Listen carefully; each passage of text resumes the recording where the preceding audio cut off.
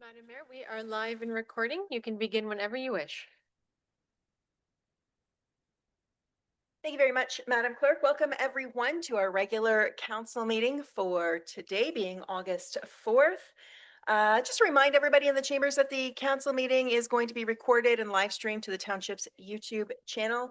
Council, as is always the case, please ensure that your microphone's on when you're speaking, and of course, be sure to raise your hand and I'll call on you at the appropriate time to speak. We'll begin with calling the roll, starting with Deputy Mayor Nelson. Councillor Watt. Present. Councillor Johnston. Councillor Landsman. And of course, myself, Heather Watson. We have a number of staff who are attending that will be introduced at the appropriate time in the meeting. So with quorum of council in attendance, I will call the meeting to order, and we'll begin with the land acknowledgement.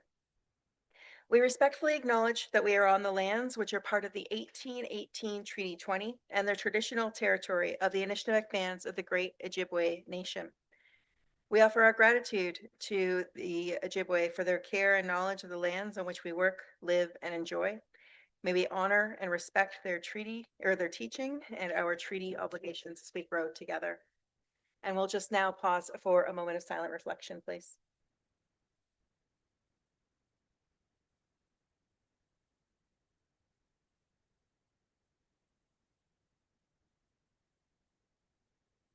Okay. Council, the agenda was circulated in advance of the meeting. Is there any disclosure of pecuniary interest? Seeing nothing, I'm looking for a motion to adopt the agenda. Deputy Mayor Nelson, second by Councillor Johnston, all in favor? And that carries. We have item number 6, a number of minutes on the agenda for to receive and approve if there's no questions. So seeing no questions, looking for a motion to receive and approve those. Councillor Watt, seconded by Councillor Johnston, all in favor? And that carries. There are a good number of items on consent. I won't list them all off, but is there any item there that council would like to hold for discussion later on in the meeting? I'll give you a moment to leaf through them. And if there is nothing to hold, then I'll just be looking for one motion to receive all of those. Deputy Mayor Nelson? And does anyone want to second that? Councillor Landsman? All in favor? That carries. So we're on to item 8, which is our delegations and public meetings presentations. We do have a public meeting, zoning bylaw amendment application file R-01-26. So council, just looking for a motion to open the public meeting. Councillor Watt, seconded by Deputy Mayor Nelson, all in favor?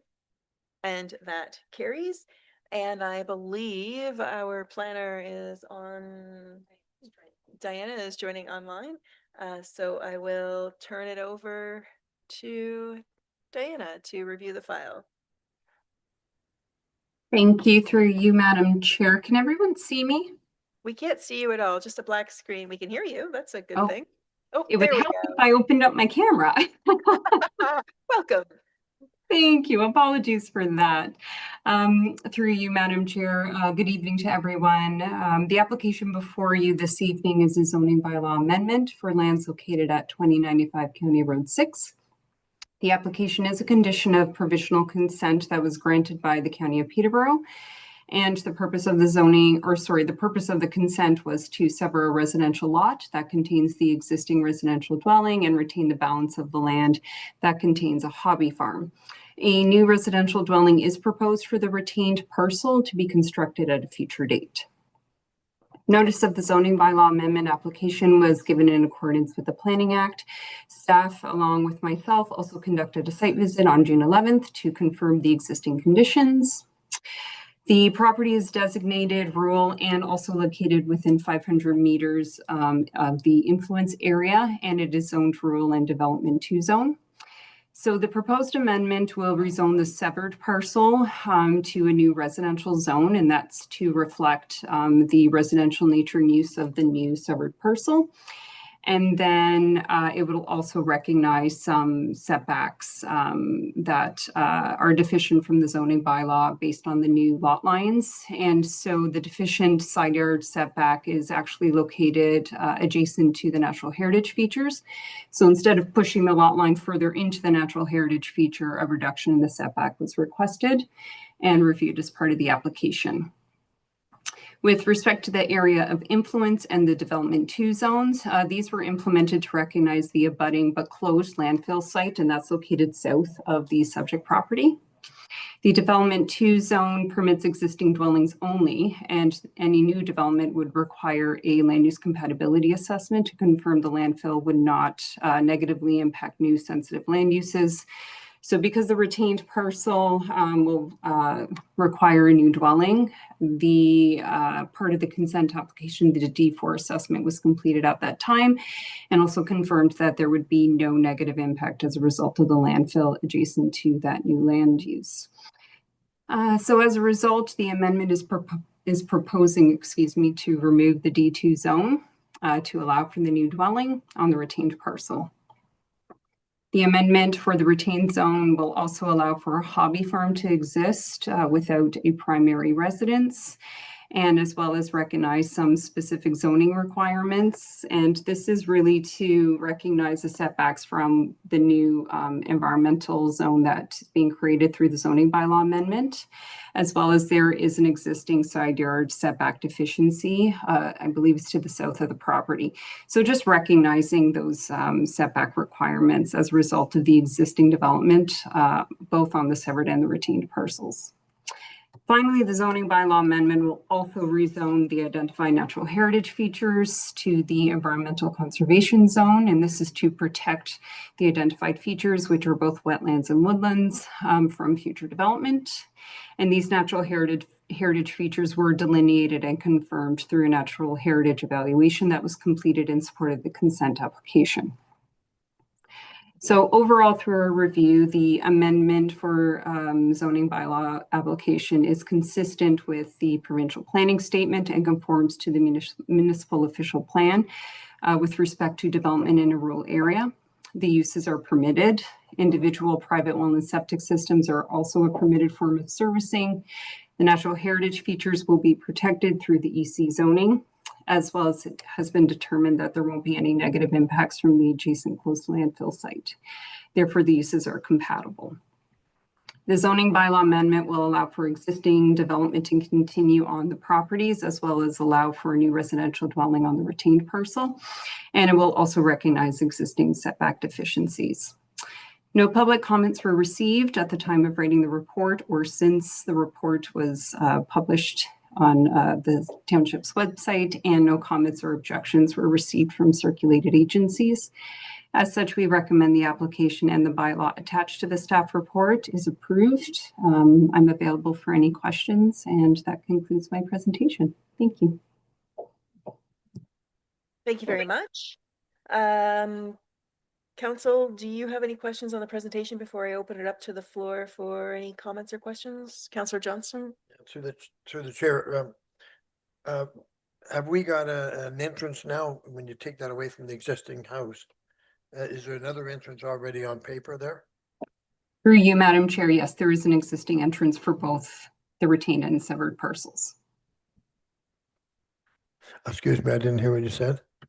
Oh, sorry, through you, Madam Chair, there is existing entrances for both the retained and severed parcels. Okay. Any other questions before we open up the floor? Okay, does the owner or agents, if they're here, have any comments on the file at all? Anyone want to speak to it? No? Are there any comments from the public in person or online? Nobody's online? Anybody here to speak in support or against this particular request? Seeing nothing, back. Oh, sorry. Ms. Fitzgerald, did you have something to add? Thank you, Madam Mayor. I believe the agent has just popped in virtually there. Okay. Hello. Hi, everyone. Good evening.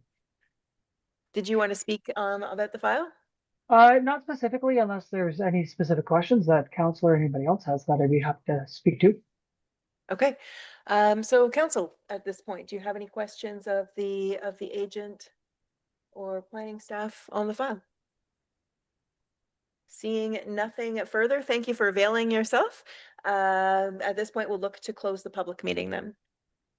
Deputy Mayor will make that motion to close the meeting and Councillor Lansman will second that. All in favor? That motion carries. And looking for a resolution.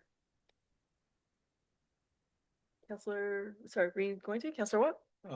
Excuse me, I'm gonna make a motion that we receive the report that we have and follow the recommendation and that we pass the bylaw in the, don't do it now or after. So let's do this motion. We'll pass the bylaw. We'll move to bylaw afterwards. I'm Okay, assuming alright. it's here. That's fine. So receive.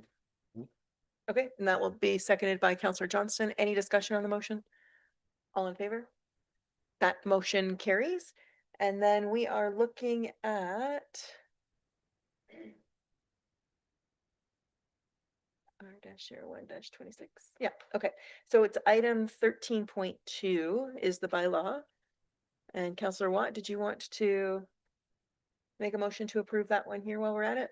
Yes, if I could, Madam Mayor, through you, I will make a motion to pass the bylaw 13.2. Item number 13.2, bylaws 2026-35, just for clarity. Does anyone want to second that? Councillor Lansman? Any discussion on the bylaw? All in favor? And that motion carries. Great. Moving on to item 8.2, we have a delegation from Amanda Timmermans of DM Wills, and it's regarding zoning bylaw amendment R-02-26. Welcome. And you've got 10 minutes for your delegation. Excellent. Good afternoon, Mayor and members of council. I'm Amanda Timmermans from DM Wills. Before council tonight is a proposed site-specific amendment to the comprehensive zoning bylaw for a small one-story boathouse at 1071 Moody Drive on Ketchiwanuka Lake. Back in the spring of 2025, the owners consulted a contractor about building a small 10 by 16 foot structure to store kayaks and canoes and to have some recreational space closer to the lake. They were advised that because the structure was under 15 square meters, a permit was not going to be required. Unfortunately, we're relying on that advice. They constructed that building located, if you could show up the site plan there, Martina, or sorry, Madam Clerk. The next one.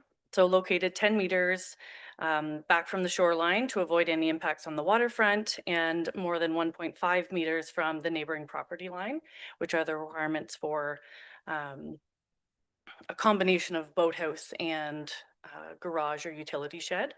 Once they learned that the building permit was required, the boathouse, because of boathouses are subject to different rules, they retained our planning advice at Wills to help them address the issue and bring the structure into compliance.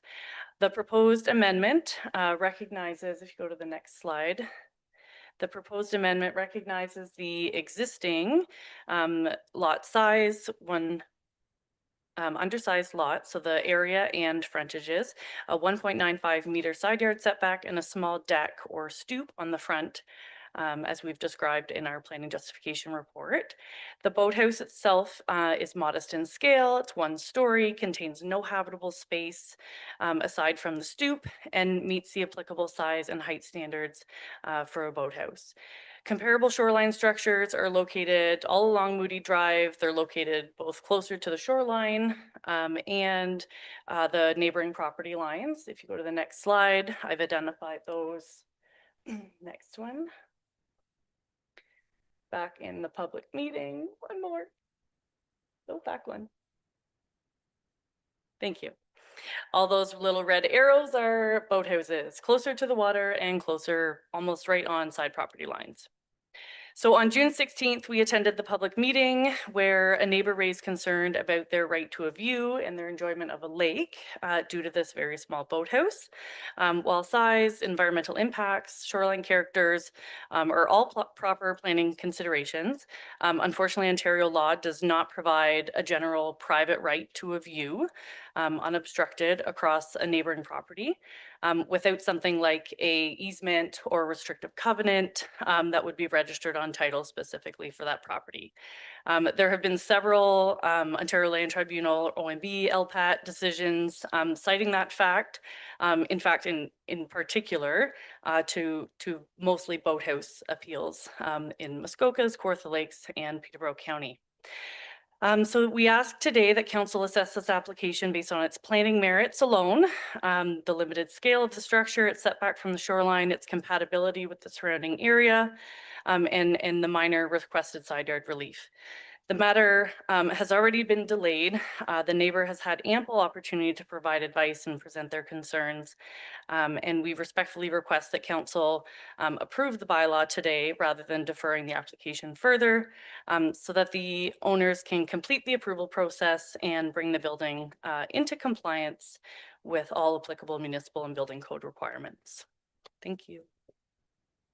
Thank you for that. Before Ms. Timmermans leaves, Council, just to remind you, so we do have somebody coming to speak as part of the public comment period pertaining to this matter. And then we do have a staff report coming forward on item 10.1. So we're not looking to make a decision in this moment in time. But certainly if any of you have questions of Ms. Timmermans on the presentation, this would be the appropriate time for that. So you're going to hold? Okay, so thank you very much. Just a motion to receive the delegation then at this point in time. Councillor Johnston, seconded by Deputy Mayor Nelson. All in favor? That motion carries. We're going to move on to item 8.3, which is another delegation from Patrick Leahy with a community grant request. I don't see Patrick. Okay. Sure, if you'd like to do that. Okay, so the delegate's having some connectivity issues, maybe not. It's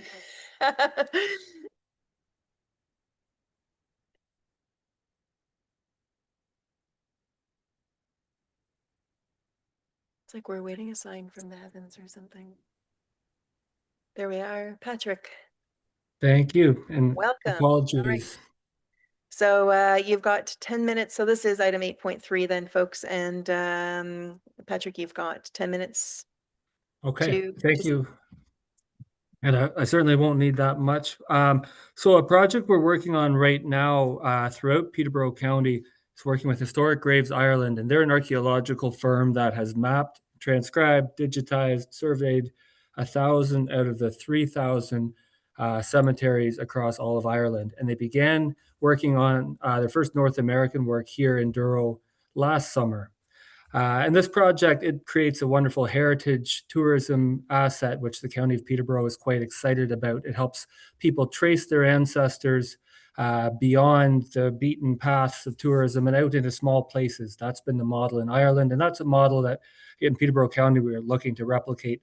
So in September, we are mapping out into this network graveyards in Ennismore, Galway, and Trent Lakes Township, possibly Young's Point, Asphodel, doing some more work finishing off the cemetery at St. Joseph's in Douro, and maybe in Peterborough as well. But we're looking to do the 4 or 5 small cemeteries which the township maintains in Dummer Ward. So on English Line, Batten Payne, Kids Cemetery, Cottesloe, those ones. We're looking for $1,000 to do the work, and this is professional grade work, which will see all of these sites have their gravestones photographed, transcribed, maintained on a searchable website online in a network, a Peterborough County and beyond network, which has been established and ran for over 15 years online. So that's the brief pitch of what the project is. And it's a community-driven project. So community volunteers can assist with the transcriptions, but the overall core mandate will be through myself working with Historic Graves Ireland, represented by John Tierney, who some of you met last summer when he gave presentations here during the Douro 200th event. So welcome to any questions on the project, and that's just generally the description of it. Thank you very much. And we do have your letter that outlines it with pertinent links as well in our agenda package. Council, do you have any questions of Mr. Leahy on his request? Councillor Watt? Thank you. Thank you, Patrick. Another job undertaking that we're very proud to have happen in our community, and quite often spearheaded through you and your group. Thank you very much. So when you gather all this information, and I did catch you, to be online, it would be would there be a copy going into the township archives of some kind? I know we really don't have a historical committee anymore, but there is the vault at the Douro Library that does house quite a bit of the history of the Douro Township and Dummer Township and the combination of the two when it happened. So I would hope that a copy of some sort would go in there for future reference. Certainly. All the data belongs to the community in which the surveys take place, which is a nice part of how this project's run. And we can definitely do printouts, which can be kept in the vault there.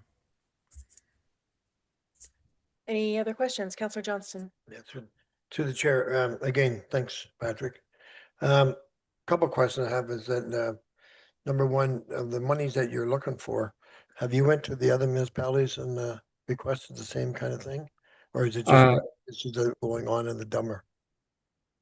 Yeah, so depending on various, whether they're heritage groups or municipalities or private sponsorships, there's been a variety of different uptakes on these projects, kind of depending on who looks after who is involved with the cemeteries. In this case, most of these, I believe, are generally closed and belong to the township, or at least in terms of maintenance at this point. Okay, then I would have to ask, we do have money set aside, and I don't know really right off where we stand on it. Maybe I could ask to see if what kind of money we have left. Does the treasurer want to give us some sort of suggestion as to where, should council decide to award the grant, where the funds would come from? To you, Madam Chair, if you give me a few minutes, I can probably get it for you. If that's, I don't have one off the top of my head. While we're waiting for the treasurer to look that up, are there any other questions? Councillor Lansman, with your microphone. Okay. Deputy Mayor Nelson? Thank you. Through the mayor. Patrick, so as you do your findings on and do your work, this will, does it actually go on to, I'm trying to think, ancestry.com? Does ancestry.com look at that, or does it have any, does your work have any links to ancestry.com, I guess is my question. No, it's a standalone website that it's maintained on. I think currently there's 225,000 names in it. So certainly not as big a database as that, but one that's actually held to more of a professional standard than those which are community driven without any oversight. Okay, thanks for that, Patrick. Yep. And I believe our treasurer is still looking that up. So just putting in a little bit of time, tap dance here while she's looking that up. Patrick, you and I had the opportunity to speak, obviously, before you came to council about this project, and I know that you've been working with Peterborough County Tourism as well. When do you expect this work to take place? I know you're headed overseas here in a couple of weeks' time. When is John Tierney coming back this way? When is that happening to do that work? Yeah, this work will be done in September, kind of the middle, roughly 13th to the 25th, the work throughout the county of September this year. Okay, thank you. Yeah. Okay, so seeing no further questions of our delegate at this point in time, I think what we'll do is look, Councillor Johnston? Patrick, I think number one, like we said earlier, we really want to thank you for what you're doing. And we do want to support it, but we want to see if we can find out roughly what we have supported in other ones to know what kind of money is left in the budget for this. Do you have a number for us yet, Ms. Grenier? If not, nope, okay. Taking a little bit longer. Okay, so what we'll do then is just, in the spirit of time, because we do have a full agenda, we'll look to take a motion to receive the delegation. I think that at a minimum, we'll need to do that. And then Ms. Grenier can, when she sources that information, we can look at further motion once that happens. I saw Councillor Landsman put her hand up to move to receive. Yes, I would make a motion that we accept the fact that we're going to provide money, and as soon as the figure is available, we can get back to. Okay. So the motion is that we would be looking to support, and then once we have the figures, we'll confirm the amount and where that fund comes from. Councillor Johnson will second that. Any discussion on the motion? All in favor? That motion carries. Okay, so we will be back in touch. Feel free to hang around and continue to watch, and or we'll follow up with you once we have those figures. Patrick, thank you so much. Thank you very much. Moving on to the public comment period then. So we do have 2 registered speakers. Marilyn Turton is the first person to come up to speak on item 12.5. You'll have 5 minutes in which to speak.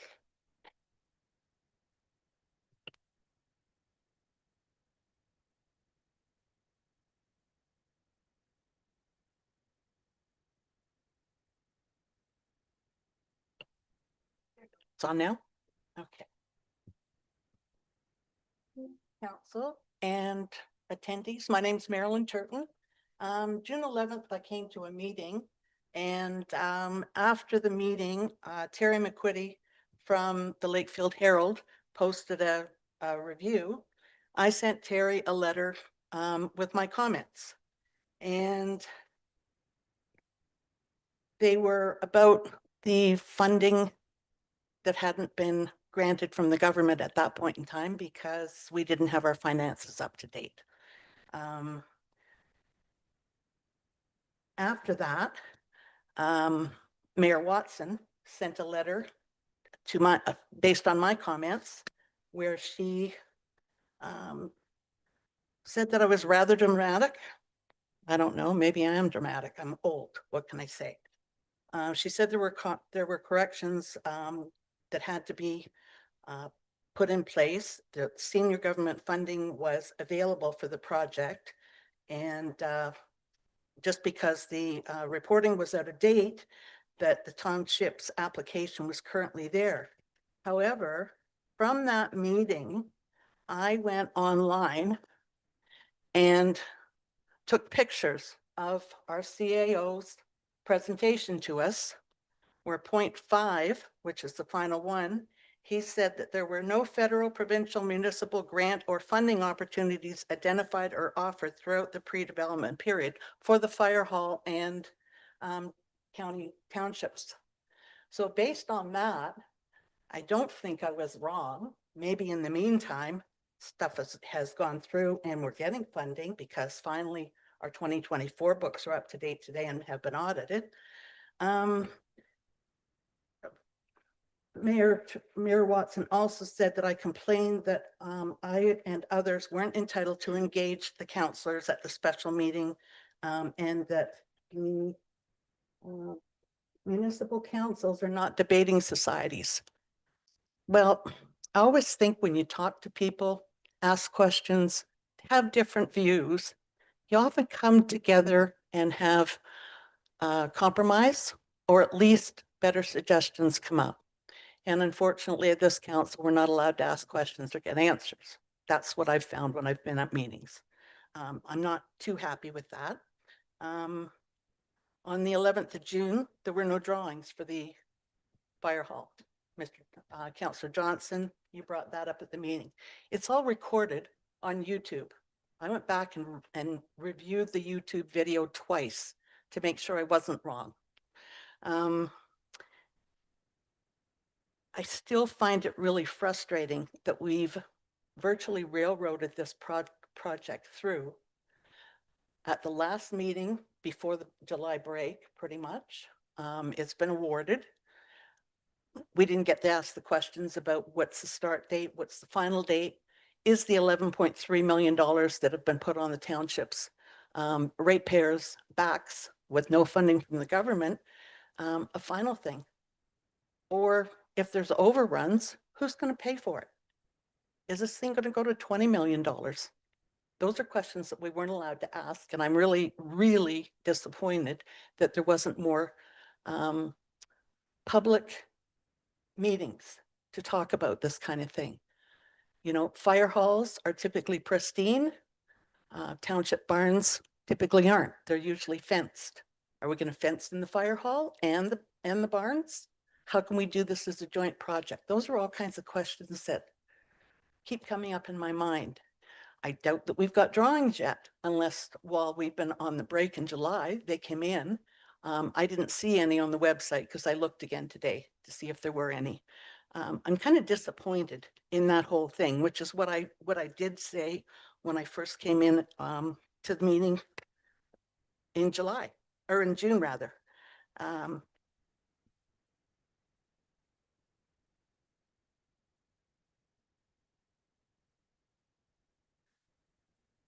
We were given 5 minutes to speak. We weren't allowed questions. I almost get the feeling that we're a child asking, is the sky blue? And mom says, no, go sit down and watch TV. That's the feeling I get with this council. And you were upset that in my comment to Terry McQuitty, that I was glad it was an election year and maybe we need to clean house. Maybe we do, maybe we don't, but that's an opinion I have.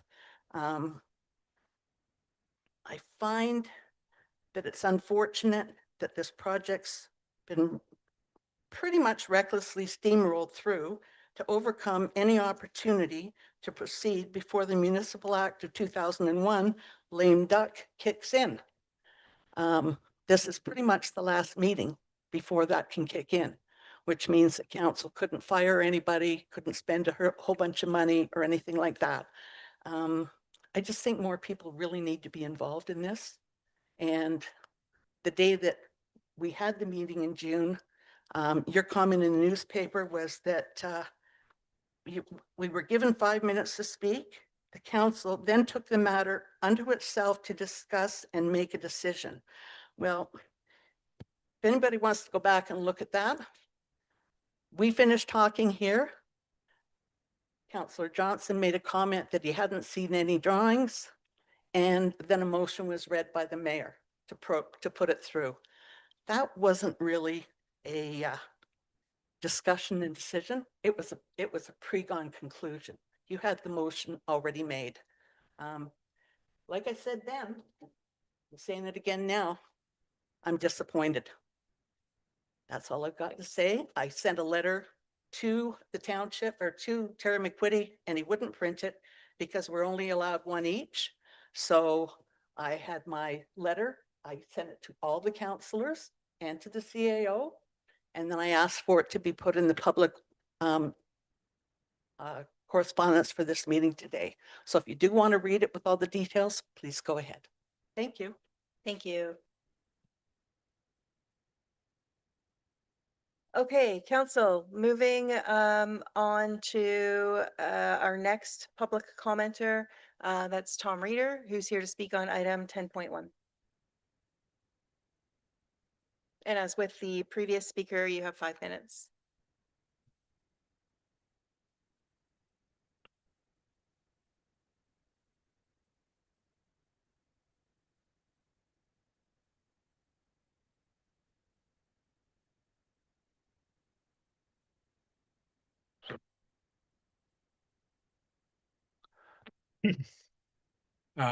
Council and people in the audience.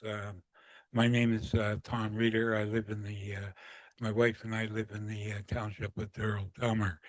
I'm here, firstly, I'd like to thank council for the decision to give a deferral on the voting on the minor variances that pertain to a building structure that's being built on our neighbor's property. This allowed us, we requested the deferral because we needed some time. We were only given 2 weeks, a little less than 2 weeks, to realize they were having a vote here in the June council meeting. So we requested an opportunity to seek professional advice, outside professional advice. We proceeded to do that. Unfortunately, our efforts were very discouraging. First off, there's very few planning uh, businesses here in the Peterborough area. And secondly, the timing wasn't right because many of them said that they were taking on new clients at this time because of the summer holidays and staff shortages associated with the summer holidays. And in another case, we had situations in which some of the planners said that they couldn't participate because there was a conflict of interest. So unfortunately, I'm up here today without any representation from outside planners with regards to our concerns. In regards to the matter, my wife and I are a little confused on the appropriate use of this structure that is currently in the process of being built. Initially, we were informed that it was going to be a gazebo. However, as the structure proceeded, it certainly didn't, as you saw from the pictures, look to me to be a gazebo. So I think when they hired their outside planning company, Wills, they said, you know what? I think we should be going for a bylaw designation on the recreational special bylaw to indicate that it's in the floodplain, and as a result, they're referring it to now as a boat storage shed. My wife and I just want to go on record to say that we unfortunately are not in favor of the proposed bylaw amendments and in this regards, we hope that council doesn't proceed. However, we also want to go on record that it is our understanding that this structure is going to be for water recreation, a shed for boats and or water-related equipment or activities. In this regards, I only wish that our neighbors and ourselves could have got together prior to this starting and talked about the process of building this structure and come to some sort of agreement. There was lots of room for the structure to be relocated. Unfortunately, it was put in a place that we're very unhappy about, and that's why the reasons we are not in favor of the bylaw amendments going through. Thank you very much. Thank you, Mr. Reader. Okay, council, we are going to move on to staff reports. And we'll begin with item 10.1, which is the zoning bylaw amendment that we've heard two presenters speak on so far. We'll hand it over to Ms. Fitzgerald to take us through that. Thank you, Madam Mayor. Through the chair, before council this evening is report planning 2026-20 dated June 16th, 2026 regarding a proposed zoning bylaw amendment, file number R-02-26. The report was presented to council during the statutory public meeting, which was held previously on June 16th, 2026. At that time, council was provided with detailed information on the purpose and effect of the application, the proposed zoning regulations to facilitate the completion of the boathouse, as well as the staff agency and public comments received prior to the public meeting. Based on a review of the application, staff did determine that the proposed development meets the intent of applicable provincial and municipal policies and was recommended for approval, subject to council's consideration of all comments received prior to or during the public meeting. During the public meeting, adjacent property owners, Tom and Shirley Reeder, provided comments in opposition to the proposed development and requested that council defer a decision on the application to allow them more time to prepare a formal response with input from qualified professionals. The comments provided were thoroughly addressed by the agent, Amanda Timmermans of DM Wells Associates Limited, at the time of the public meeting.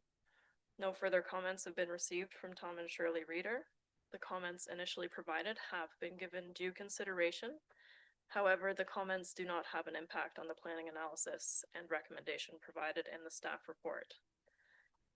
It is therefore recommended that council receive report planning 2026-20 regarding zoning bylaw amendment file R-02-26, together with all comments related to said application, and that council proceed to enact the amending bylaw.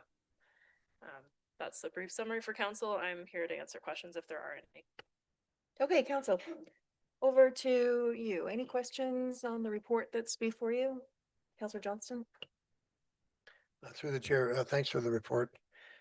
You know, this is a situation that, once again, which was mentioned by Tom, that if the neighbors had got together and understood what was going on, like this isn't a party house. I mean, it might put a few little, I don't know if you call them boats or whatever, because it wouldn't even fit a boat into it. But the thing is, if it had got together and went over with the location, we wouldn't be here today. And yes, it does interfere with your view to the lake, to that point. But the good thing about it is that there's not going to be a big party around that area. So, like I did, ask that this be deferred. But after seeing what's going on here now, I'm unfortunate we really can't stop this. So I just want to make that let Tom know that we hear you loud and clear and support you, but unfortunately, that's not good enough to stop this. Thank you. Thank you, Councillor Johnston. Any questions of staff on the report? Councillor Watt? Thank you, through you, Madam Mayor. I always get mixed up because it's been a long time since I've been on the committee of adjustment or the planning, whatever. Is there an option? And I'm just looking out to both sides here. Last time I said about the view thing, and this time I'm saying about the avenue for appeal. Is there a 20-day appeal period connected to this, even if we pass the bylaw? Through you, Madam Mayor, to Councillor Watt, yes, all planning applications are subject to an appeals period. It is for zoning bylaw amendments. It is also the 20-day appeal period, as is standard for minor variances. There have been several changes to appeal rights that the provincial government has put in place. Third-party rights have largely been removed for appealing zoning bylaw amendments. Any other questions from council? Deputy Mayor Nelson?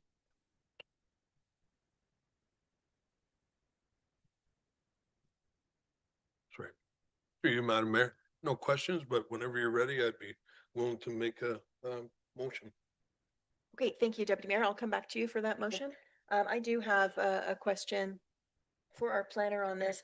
So I recall on June 16th, when the presentation was made, there was language in the presentation from the agents, from the applicant's agent around what this is that's actually being requested. And today I hear language of boathouse. I think there was terminology of boat shed or storage shed. Under the zoning bylaw, what is it being classified as? And can we confirm that regardless of the classification, that the intention is that it have no habitable space? I think that that's one of the concerns, and Councillor Johnston referenced that as well, but based on what's being proposed for the use and what fits within the zoning bylaw.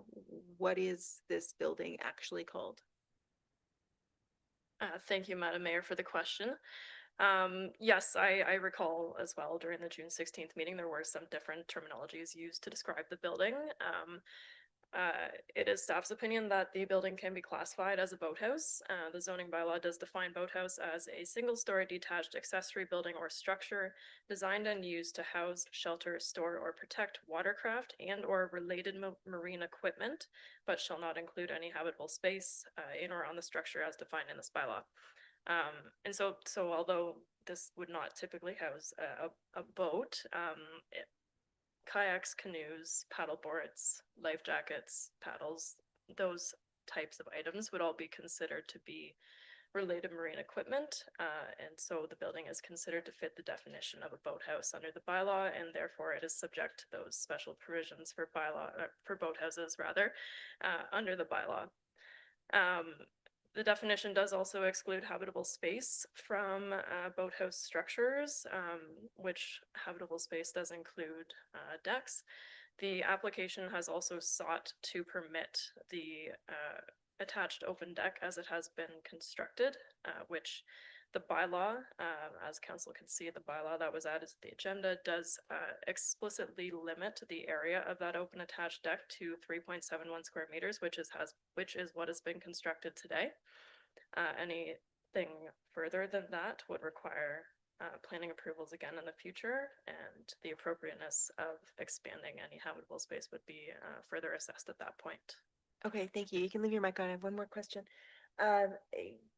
The matter of the structure being within the floodplain, it doesn't require ORCA permits, and the Conservation Authority acknowledges that it is within the floodplain.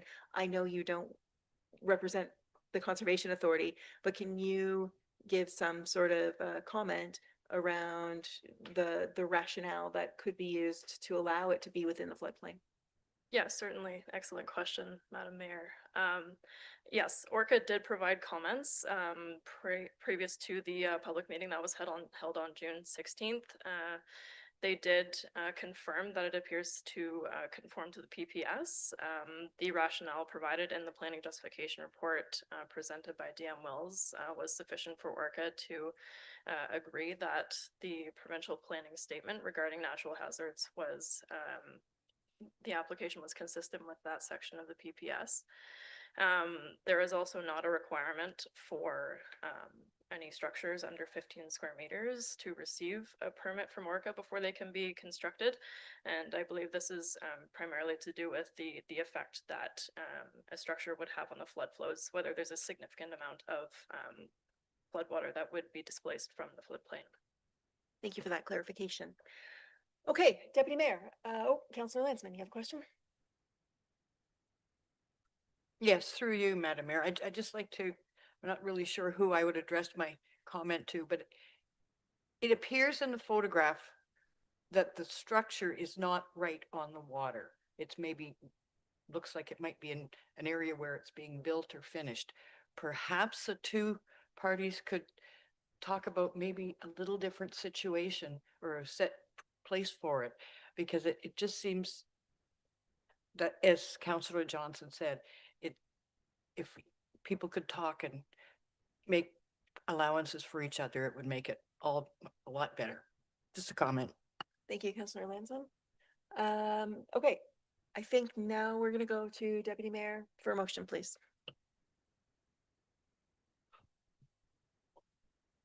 I'll make a motion that we follow the recommendation and pass the bylaw. Okay, so a motion to the recommendation as written in the report, that we receive all the comments, and that we receive the report, and that we proceed with enacting the zoning bylaw at the appropriate time during the meeting. Does anyone want to second that motion?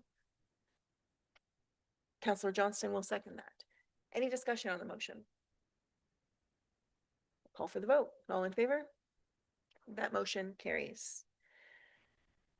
Okay, we are, do we want to move forward with the bylaw? Yes, thank you. So that's item number 13.1 in bylaws. looking for a motion to approve the bylaw. Deputy Mayor Nelson? Counselor Watt, all in favor? Sorry, I'm gonna call for that a vote again. I didn't see hands go up. All in favor on the bylaw? Okay, we're good. Carried. Thank you. And that's bylaw 2026-28.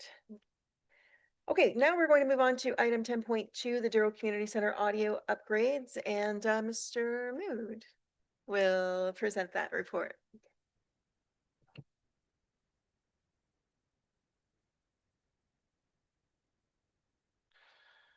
All right. Good evening, members of council. I'm here in regards to report 10.2. This is the Douro Community Center audio. I'm going to start off with a recommendation that the report recreation facilities 2026-2 dated August 4th, 2026 regarding the Douro Community Center audio system upgrade be received, and that a council approves the purchase and installation of a new over ice arena sound system from Telecommunications in the amount of $9,350 plus HST, and that the project be funded from the remaining $7,986.64 remaining from Kraft Hockeyville runner-up facility improvement funds, and the additional $1,363.36 come from our working capital funds. To give you an overview, in 2022, the township received $25,000. This was based on the application from Douro Minor Hockey for us to run for to be crowned Kraft Hockeyville. We became the runners-up at that time, and we received $25,000. Since then, we've had 3 different projects supported by that fund. Hockey nets, benches for the girls' change room, and water bottle fill stations throughout the facilities. The Douro Minor Hockey has since now requested that the remaining funds be used to upgrade the over ice sound system, and that the project was supported also by the Arena Facilities Future Ad Hoc Committee. The existing sound system is at the end of its service life and is no longer provides consistent sound throughout the arena. Staff obtained competitive quotations and are recommending Telecommunications at the price of $9,353. Their proposal provides the best value for the township and includes a turnkey installation. Happy to answer any questions. Thank you for that, Mike. Council, any questions? Councilor Johnson? Yeah, through the chair. Mike, the option that you're promoting, my understanding is just got the one speaker at center ice, while the other one had 4 speakers. Is that right? Correct, yes. Now, I don't know, like, we ran into this before with the one speaker and being a little staticky and everything else. In my mind, you know, I'm not into this stuff, but I would think the 4 speakers would be better. Like, I don't know. I know it's more money, but on the other hand, there are local people that we can get to work with us compared to bringing someone else in from Toronto or wherever. And I just don't know. I would want to be told that the one speaker right at center ice is the way to go compared to the other ones that are in the business a long time are suggesting that we put forward. Through the mayor to Councillor Johnson. So when it says it's a center one speaker, it's actually an octa sound. So it actually has speakers projecting in multiple ways from the center of the ice surface. The problem you get with like the array speakers too, they have to be exactly balanced. If they get hit by pucks, you get overlapping sounds, and then you get poor quality.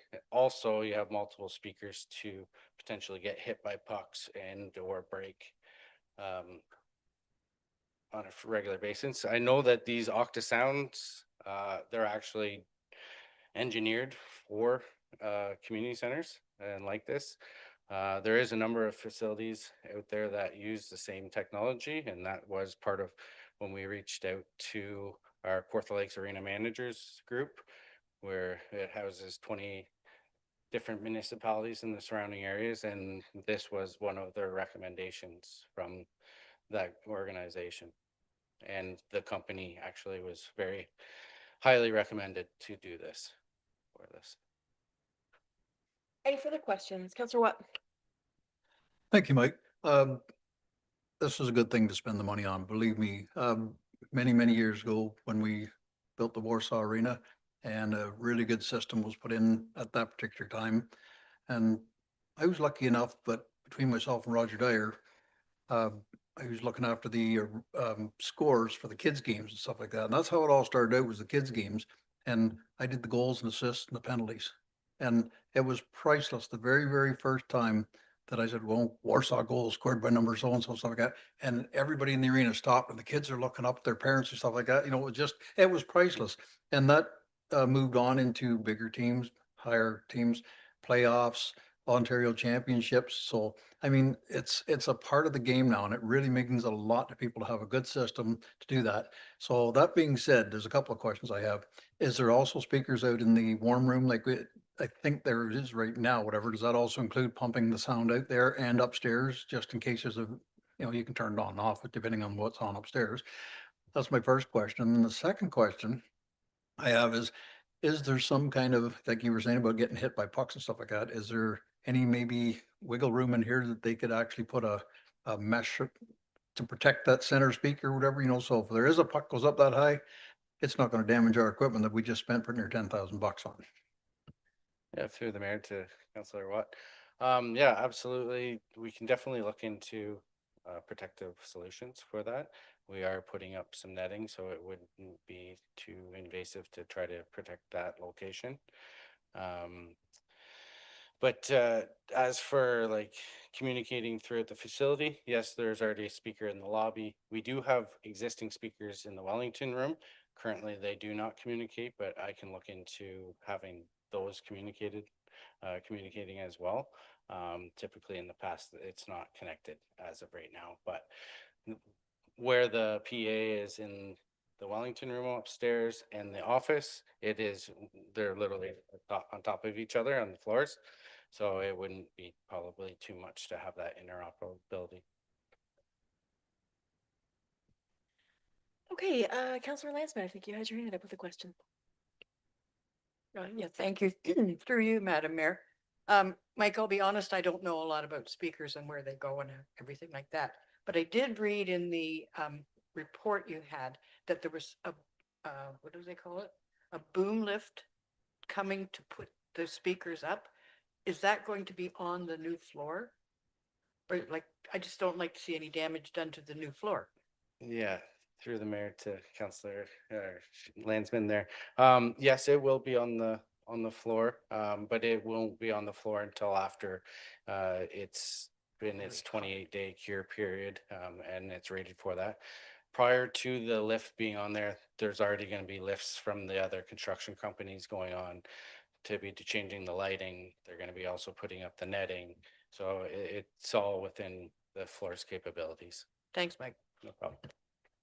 Any further questions? Seeing nothing, Council, what would you like to do with the report that's in front of you?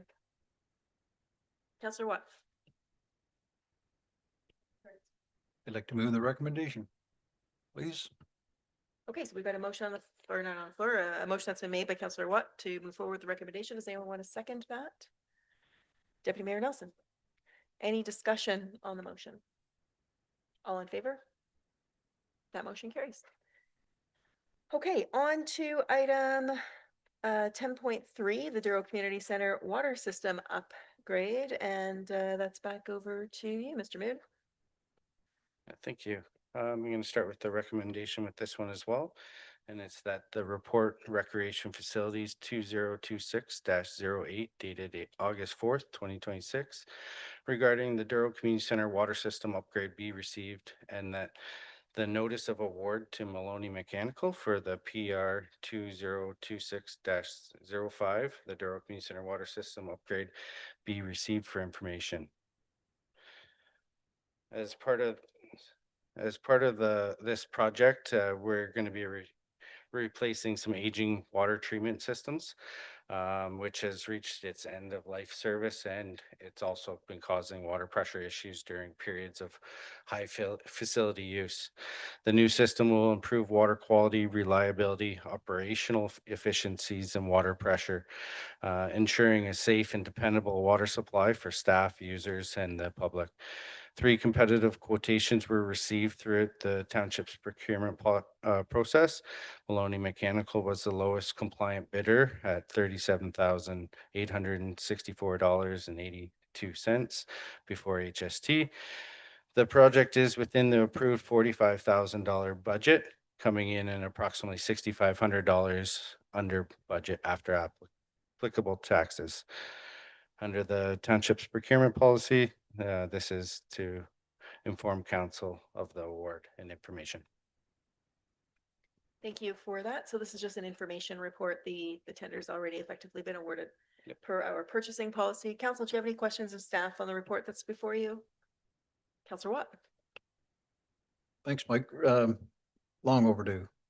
And now this does say water treatment system, but I know we've had problems with pressure in the past, running out of water and all that stuff. So this addresses all that. It's not just treatment of the water to make it drinkable, potable, that type of thing. This is treatment of the whole system to make sure that we don't get the complaints that, hey, I turn on the shower to shut off 2 minutes later and I can't flush the toilet. And all right, perfect. Thank you.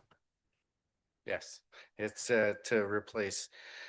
Part of the problem is that each pieces of equipment that was added years ago is restricted flow. We're sizing the equipment appropriately and increasing the size of the capabilities of the water lines and the treatments, so it gives us enough flow to have during our busy water times.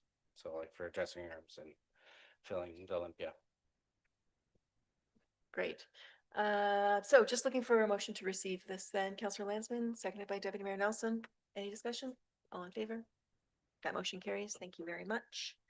On to item 10.4. Ms. Grenier, our mid-year financial review. Over to you. Thank you, Madam Mayor. Before I continue, I would like to answer the grant question, if that would be okay. With the grant council grant, it looks like there's a little over $44,000 left in that budget, but we also have this $1,500 historical committee fund, which would be available to use for something such as what was put forth earlier today.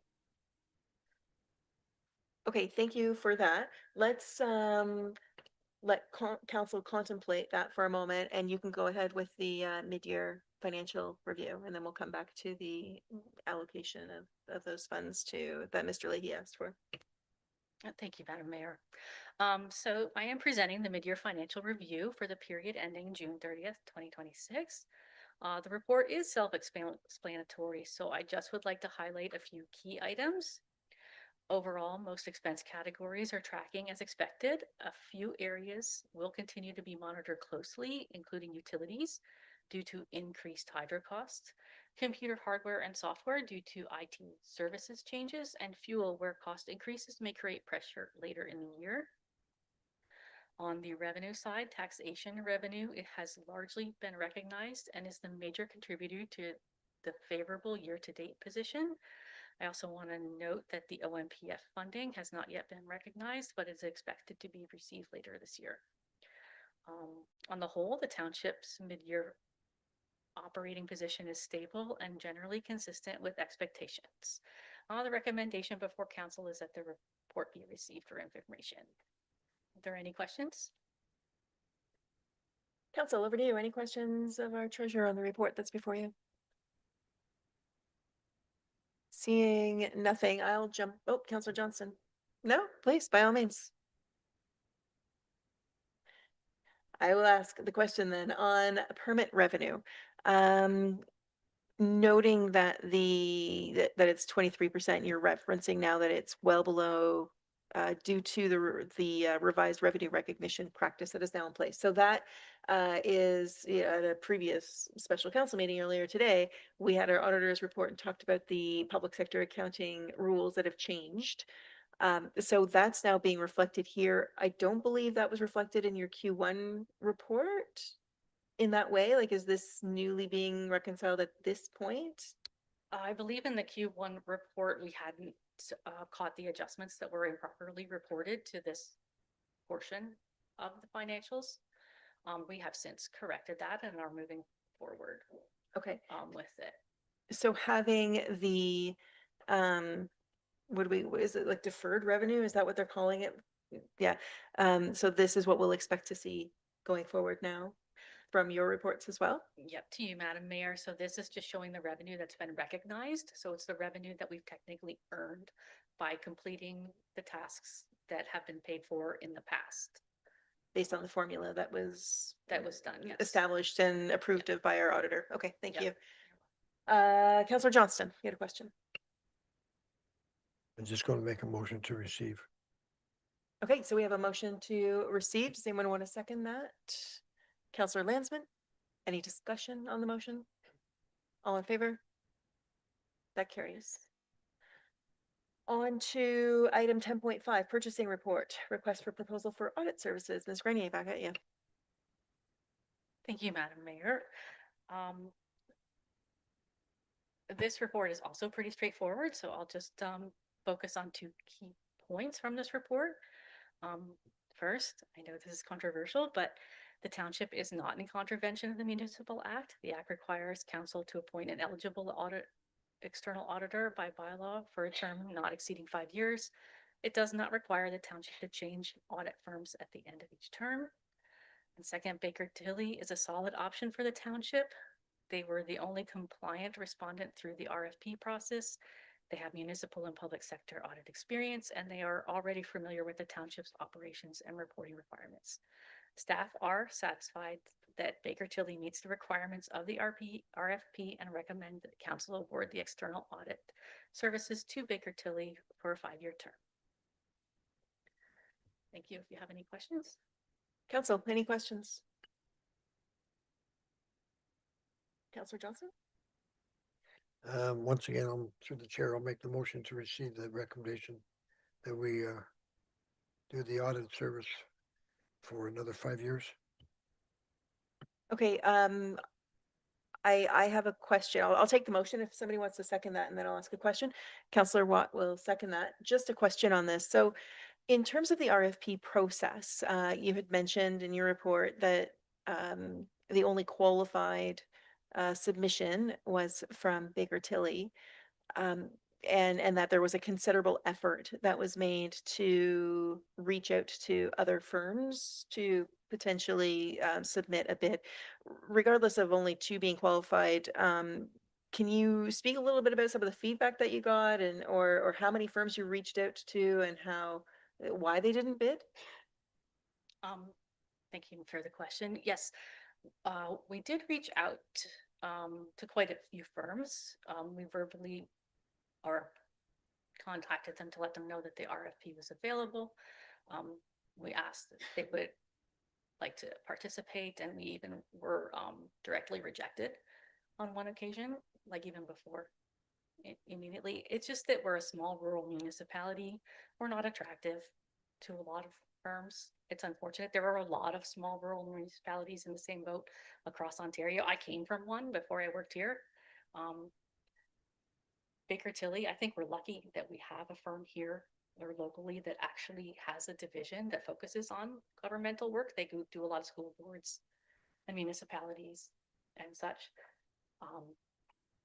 There is a rotation of staff, so it's not the same staff that are looking at it from year to year. So they're not the same audit people in, so there are fresh eyes on a regular basis. I think it's just a strong decision, or it's a good decision to move forward with them.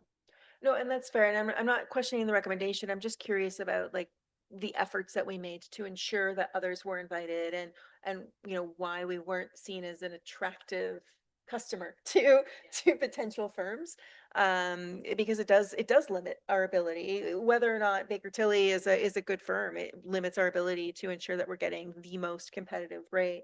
Particularly when the other of the two vendors that you received submissions from, the other one was deemed non-compliant. I'm assuming didn't meet specific criteria that was in the RFP. I don't know whether it was minor or major by way of non-compliant. Can you speak to that at all? It was a major non-compliance. They were not a CPI audit firm. Oh, well. That's like taking my car to a roofer to get fixed or something. The equivalent. That's pretty major. Okay, all right, thank you for that clarification. I appreciate it. So we do have a motion that's been on the floor that's duly seconded. Councillor Watt, do you want to speak to the motion? Yes, if I could, please, just real quickly, like this just wasn't stuff that was sent out to say, hey, this is what we're looking for. It was on the bids and tenders, which I think we had a presentation on that not all that long ago, that it's like, it goes across Canada, kind of like that, and maybe even further. So this isn't something willy-nilly that we just sent it out to a few local firms and stuff like that. Like this was open to anybody. And as our treasurer said, we're such small potatoes, a lot of people don't want to be bothered trying to look after our little municipality. But I do appreciate the fact that it went out, responsibly. Okay, thank you for that. Does anyone else want to speak to the motion? Seeing nothing further, I'll call for the vote. All in favor? And that motion carries. Now, council, just that little agenda shuffle then, since Ms. Grenier is still here to, if council wishes to have any further dialogue or discussion about the request that Patrick Leahy made earlier, for $1,000 to $1,250 for that cemetery, documentation work. Does council have a preference? I'm seeing hands going up. Councillor Landsman and then Deputy Mayor. I'm sorry, I didn't hear I realized you were being given numbers. I didn't hear them. Ms. Grenier, could you please share with us the financials that you did?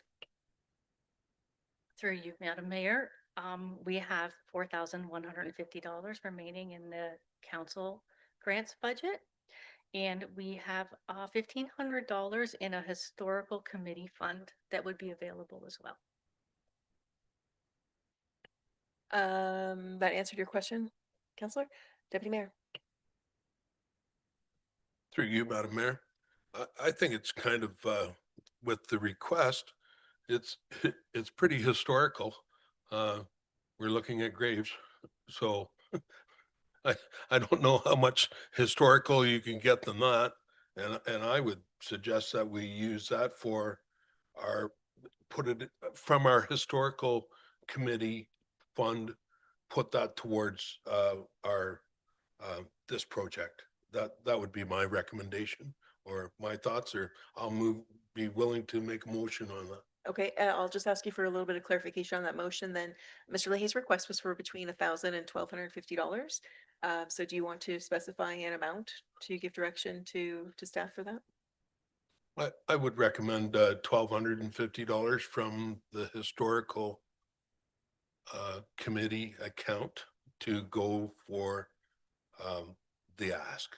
Okay, and just to clarify, I believe in his letter, it seemed that, although it wasn't absolutely clear, but it seemed that the difference, the variation was taking on that additional cemetery that they had considered, because I can't remember the list that was in the letter, I don't have it in front of me, but taking on an additional one as well. So that might be what that window was for in his request. I'm just reading between the lines. That's what I assumed, yes. Okay. Does anyone want to second that? Councillor Johnston, any discussion on the motion? We'll call for the vote. All in favor? That motion carries. Thank you, Ms. Grenier, for that information. We're going to now move on to item 10.6, which is the 2026 municipal election restricted acts, or fondly known as lame duck. And our are you reporting as our clerk or our elections officer on this one? Our one and the same. Our clerk will be reporting in on that. Thank you, Madam Mayor. The information or the report that's before you is solely for information. I thought it was a pertinent time to just bring this matter back to council and also to educate the public on the lame duck period. So as we know, nomination day is August 21st and it's approaching quickly. Section 275 of the Municipal Act speaks to restricted acts. This section and the associated acts are usually called lame duck, and there are two periods where this act, there are two periods when this section of restricted acts can apply. The first one is from nomination day, August 21st, to election day on October 26th. And the second one is from election day, October 26th, until the end of term on November 14th, 2026. If we end up in the lame duck situation, the restrictions that can occur, or the reason that the restrictions could occur, is that if the new council will have the same number of members as the outgoing council, but the new council will include less than 3/4 of the members of outgoing council. If the new council will have more members than the outgoing council, the new council will include less than 3/4 of the member of the outgoing council, or if new council includes at least 3/4 of the member of the outgoing council, will not constitute at minimum a majority of members of the outgoing council. Or if new council will have fewer members than outgoing council, less than 3/4 of the members of new council will have been members of the outgoing council, or if at least 3/4 of the members of the new council will have been members of the outgoing council. 3/4 members of new council will not constitute at minimum a majority of the members of the outgoing council. So I know that was a lot of words and I kept saying 3/4. And at the end of the day, meeting that 3/4 threshold is the tipping point as to whether you're in lame duck. So for our council, we are a 5-member council. And so for the period prior to election day, so from August till October 26th, if the certified candidates include 3/4 of the current sitting members of council, so they've all put their nominations in and their nominations have all been approved and they're now certified candidates, council will not be in lame duck, and so no restrictions will take place. And then post election day, if 3/4 of today's sitting council are returning, then we will not be in lame duck. If we are less than that, if there's a greater mix of new councillors coming to the table than previous ones that were elected in the 2022 election, we would be in lame duck. So if the restricted period was to come into effect, either before or after, the acts that are restricted are the appointment and removal of from office of any officer of the municipality, the hiring or dismissal of any employee of the municipality, the disposal of any real or personal property exceeding $50,000 in value at the time of the disposal, making any expenditures or incurring liability exceeding $50,000. Restrictions 3 and 4 don't apply if the disposition or the purchase of the asset was included in the approved budget adopted by council prior to nomination day. And all of the above noted restrictions don't apply when authority has been delegated to a person or body prior to nomination day. Back in the spring, council did review and approve a new delegated authority bylaw, which was bylaw 2026-15, which did delegate authority to the CAO for restrictions 1 and 2. And so there should be little disruption to municipal services should we enter the lame duck period. Happy to take any questions. Okay, thank you for that, Madam Clerk. Council, any questions of our clerk on this report? And I think the recommendation is just that we're receiving it for information. Councillor Watt. Thank you. Just a quick question through you, Madam Mayor. Has anybody ever lobbied the government to say, like with us, 3/5 or somebody that has 7 council members, like 5/7 kind of got 3/4 does not apply when you have 5 councillors. I'm sorry, but like there should be something sent back to the government and say, hey, you've got to amend this. Madam Clerk, I'm sure with your work with the Association of Municipal Clerks and Treasurers, this has come up on occasion. Yeah, yes, Madam Mayor, through to Councillor Watt. So I was the vice chair of a committee that actually did a line-by-line review of the Municipal Elections Act in 2024 and 5. That's when we did that work. And one of the things that we highlighted was the difficulty for many councillors of actually calculating that 3/4 or 3/4 number especially for 5 and 7 member councils. When you get to be a bigger council, 17, 21, it's much easier to calculate those numbers. But for smaller municipalities, especially 3-member councils, it's very challenging. So that was something we put forward, but the government did not take up our request. All right, Councillor Landsman with a question. Thank you. Through you, Madam Mayor. Why can't it just be a quorum?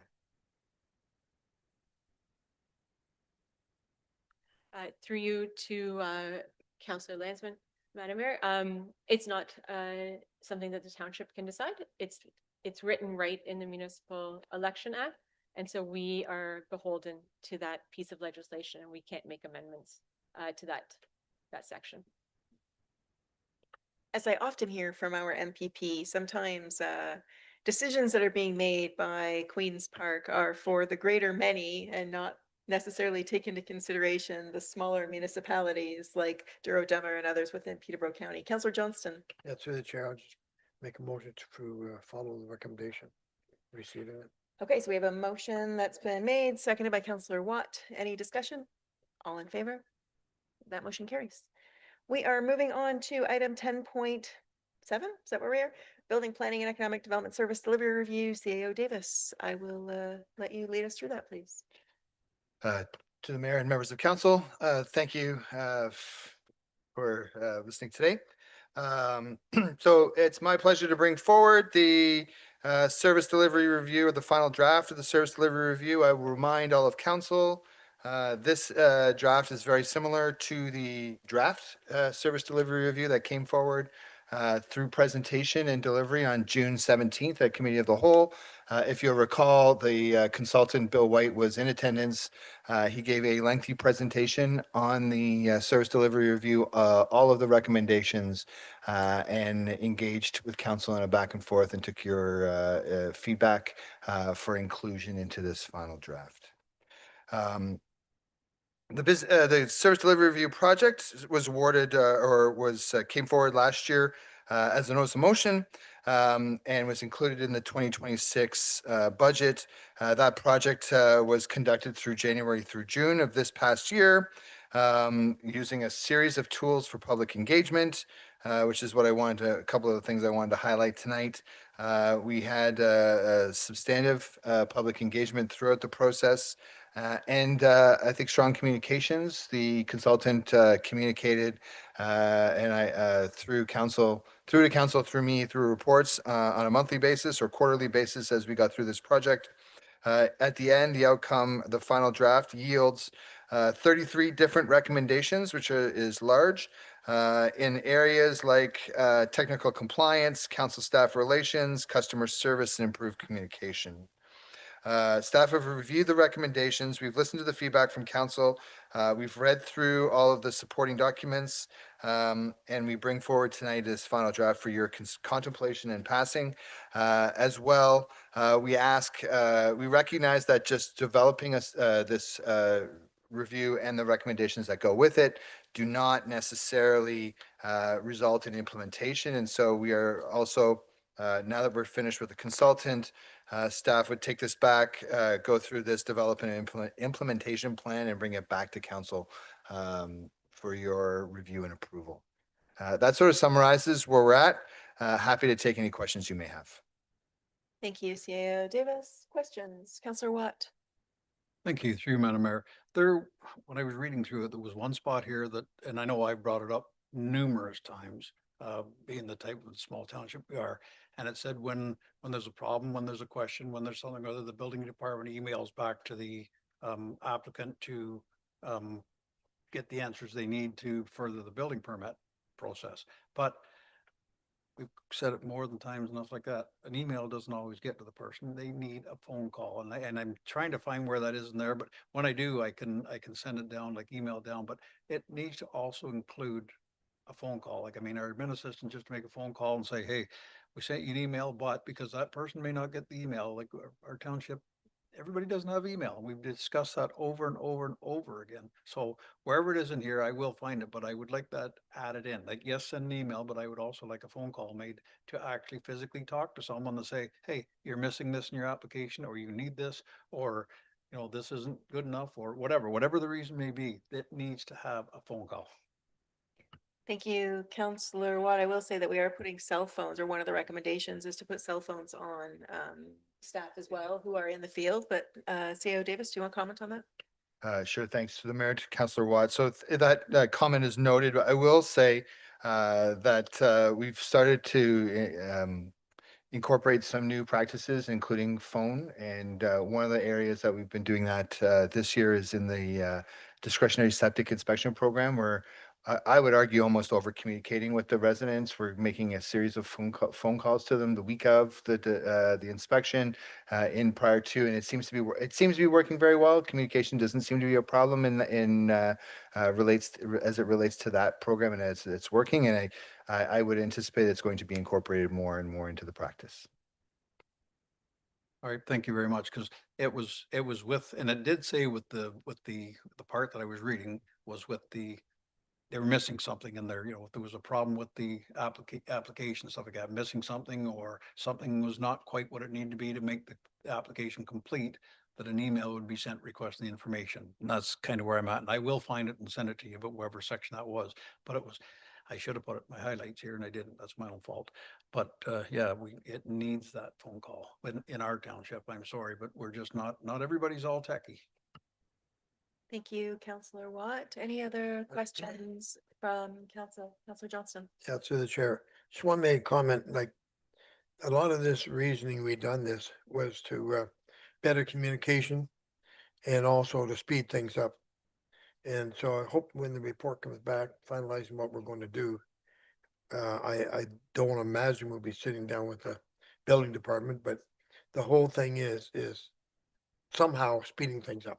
Like that's the whole game that we've got to do across Ontario, not just in our little municipality, is speed things up, not hold people up, and more reviews, more everything, which it costs more money. And I think that's the biggest complaint I get, is that it takes so long. And here we're supposed to be building so much faster, and it just needs to be going slower. So I mean, when we do come down with the recommendation, whatever we come up with, I hope those things are really spelled out, communicating and speeding things up. Thank you, Councillor. I will just acknowledge that the report that is before us right now is the final report with 33 recommendations listed.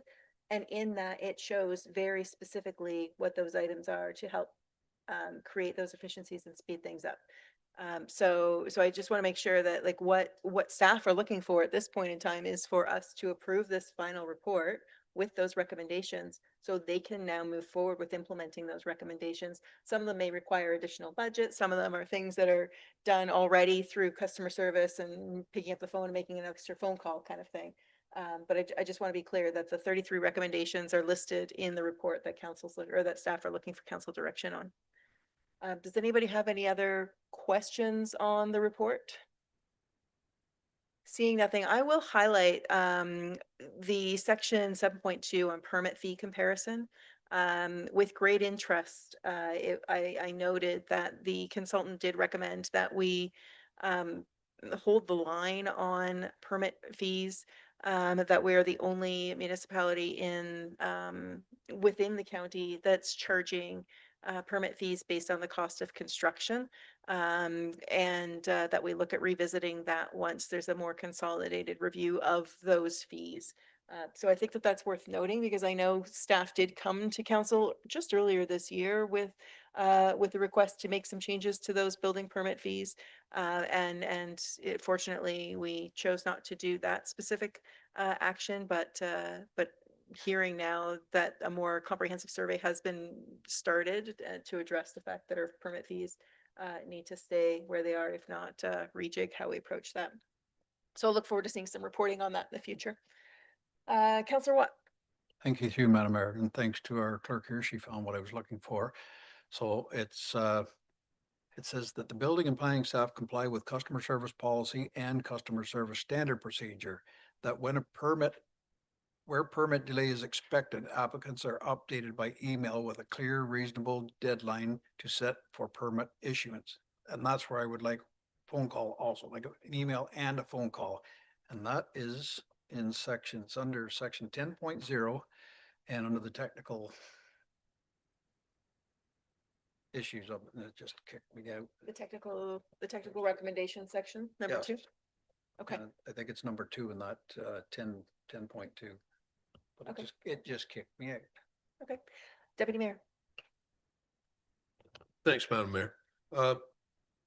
What I see from this, or what I hope I'm gathering from this, is when staff comes back with under the 33 recommendations, we will still be able to make a comment if there's something that needs to be added to, like, I'm not sure what the policy is going to look like on some of these recommendations.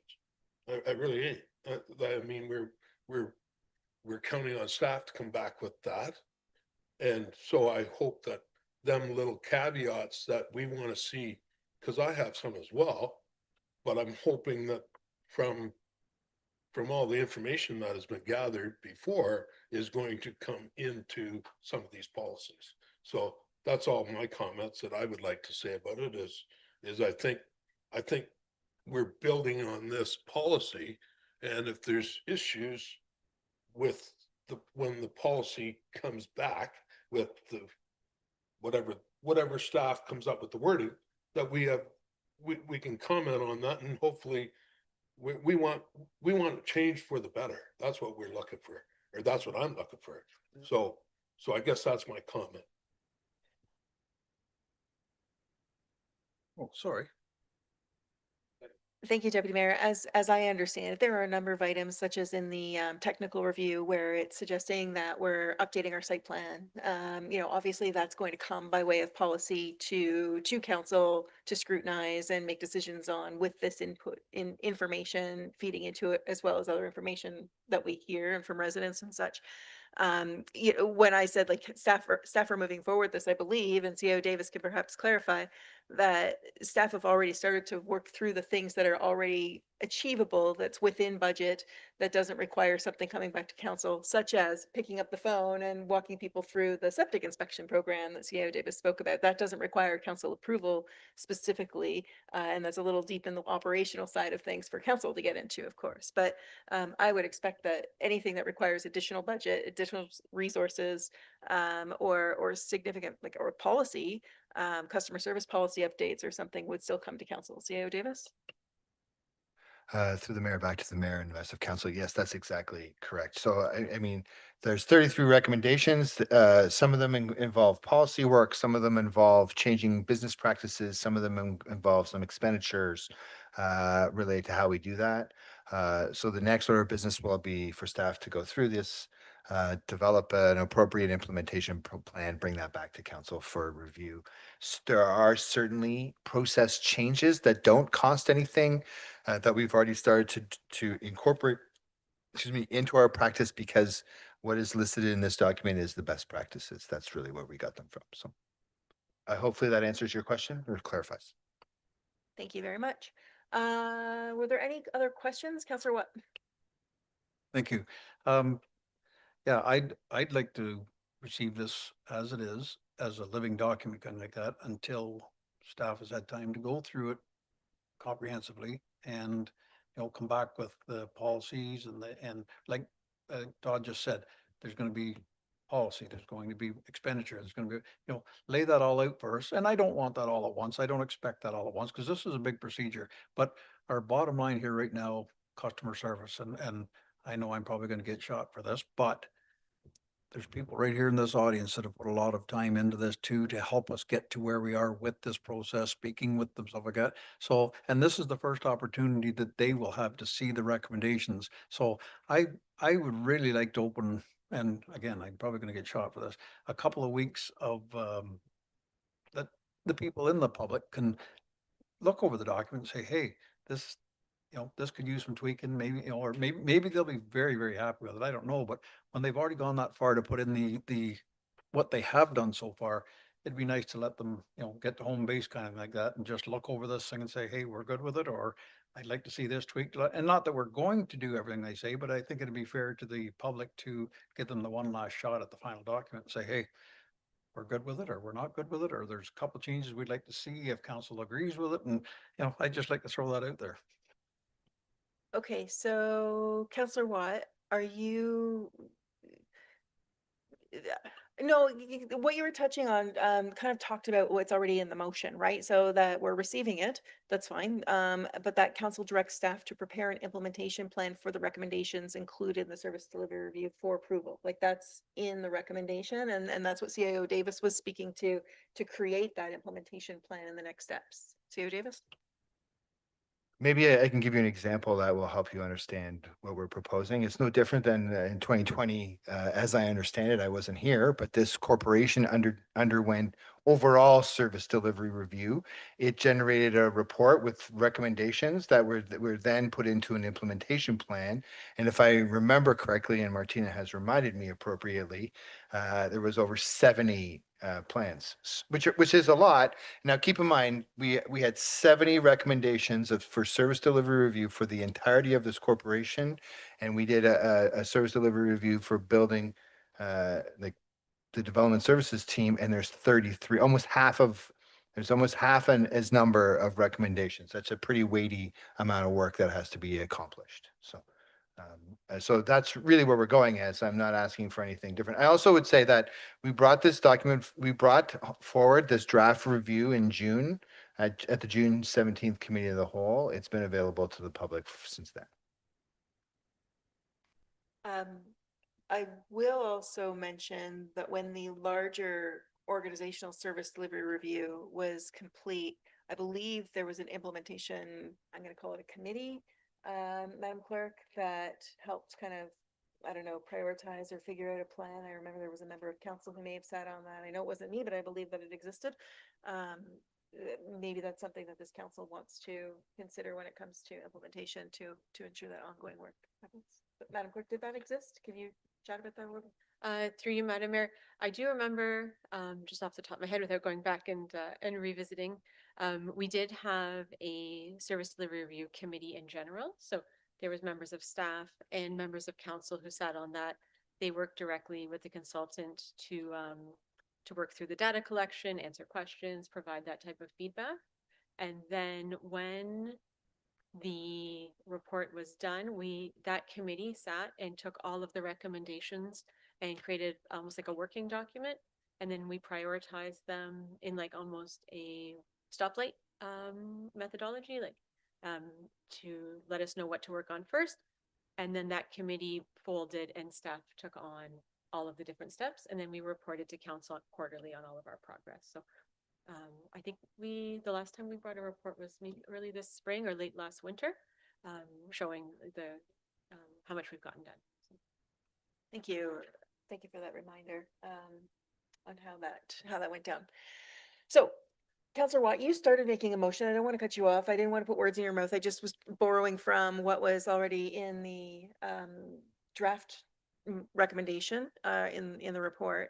How would you like to move forward with this? Okay, thank you. Through you, Madam Mayor. I'm fine to go along with it and have staff come back. I'll make a motion that we go with what we have here, have staff come back with some recommendations and policies and so on and so forth over the next while. And then I'll leave it at that because I'd like to do a second one on what I said before. Okay, so we'll come back to you for a second motion, but we do have one motion that's on the floor, which is the recommendation that's in front of us. Does anyone want to second that? Deputy Mayor Nelson, any discussion on the motion? All in favor? That motion carries. Councillor Watt, back over to you. All right, thank you. So I'd like to make a second motion just to open up till the 21st, which is not quite 2 weeks, but till the 21st, that any of the public that can look over this as a final. I know we did have the draft one back in June, but this is a final. Give them a week and a half to look it over. If there's anything in there that they think should or shouldn't be tweaked or should be changed or whatever, maybe they just want to send in a nice comment saying, hey, this is great. This is really going to help the township. I'd be happy with that. And close it off at 4 o'clock on the 21st and let staff, they can bring that to the next council meeting. This is what came in and we can see what came and what didn't come. And like I say, that gives the public a final, to get the home plate and like that, they've already put effort in. Let's give them the rest of that home run and go from there. So the only question that I have would be as to who they would send their queries or questions or observations into. I mean, I would talk to Martina, can either come to myself or to one of the general mailboxes if it's easier.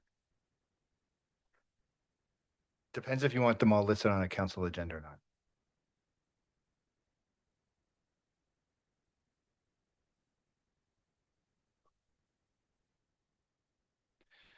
Martina's gonna create a form on our website that people can fill in that form, and it will all go to capture in one common mailbox. So we get all the information in one location. Really, all we're just trying to do is manage how the information flows in. So that will be on the website for people to access. Perfect. Thank you very much. I appreciate that. So that's my motion. And if we get a seconder, that's great. Deputy Mayor Nelson has seconded that. Any discussion on the motion? All in favor? And that motion carries. Okay, we are moving along on to section 11. Committee minutes and other reports. I was just thinking that we would group these together. We don't group these together. So item 11.1, we have the Peterborough County OPP Detachment Board 2025 Annual Report. That's the legislative report that has to come forward. As chair, I'm commenting on that as well as our detachment commander, and it just shows our crime statistics. So council, if you have any questions, otherwise just looking for a motion to receive. Deputy Mayor Nelson? Does anyone want a second? Councillor Johnston, all in favor? That motion carries. We have the Committee of the Whole minutes from June 17th. Looking for a motion to receive. Councillor Johnston, seconded by Deputy Mayor Nelson. Are you making that motion? I was if you're looking for something. Okay. All in favor? That motion carries. 11.3 Birchview Road signage report. Councillor Watt. Thank you through you, Madam Mayor, and thank you to Councillor Landsman on this too, because she was a big part of this. We have, it's a situation up on Birchview Road where 1492 and I think it's a little before that 1494 or whatever, go off of Birchview Road towards the lake, but they're still addressed as Birchview Road. They're not. And then if they take that road in so far, it used to be blocked off at one time, but if you come in Carvest Marina Road from the other end, it ends at 350, which is right beside 1492. And that's Carvest Marina Road. The other one is Birchview Road. Well, somehow on Google Maps, it's messed up and it shows it the whole thing coming right out past 1492, past 1494 as Carvest Marina Road. So now somebody comes along with a tractor trailer or delivery trucks or anything else, and they take off Birchview Road and they get down in there and they get to this one corner and now they're stuck.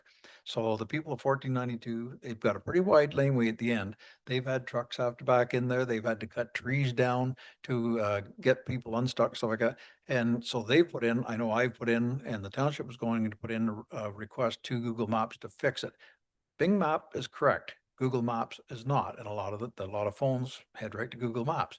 So that's been addressed, and the people that live in 1492, they were going to get as many people as possible that they know in the area to also put in a request to get that map fixed. How long that will take, I don't know. In the meantime, they asked about having a sign put at, let's call it their laneway that comes off of Birchview Road and into 1494, 1492, have a sign put up saying Carvest Marina Road, 2 kilometers and an arrow pointing towards McCracken's Landing.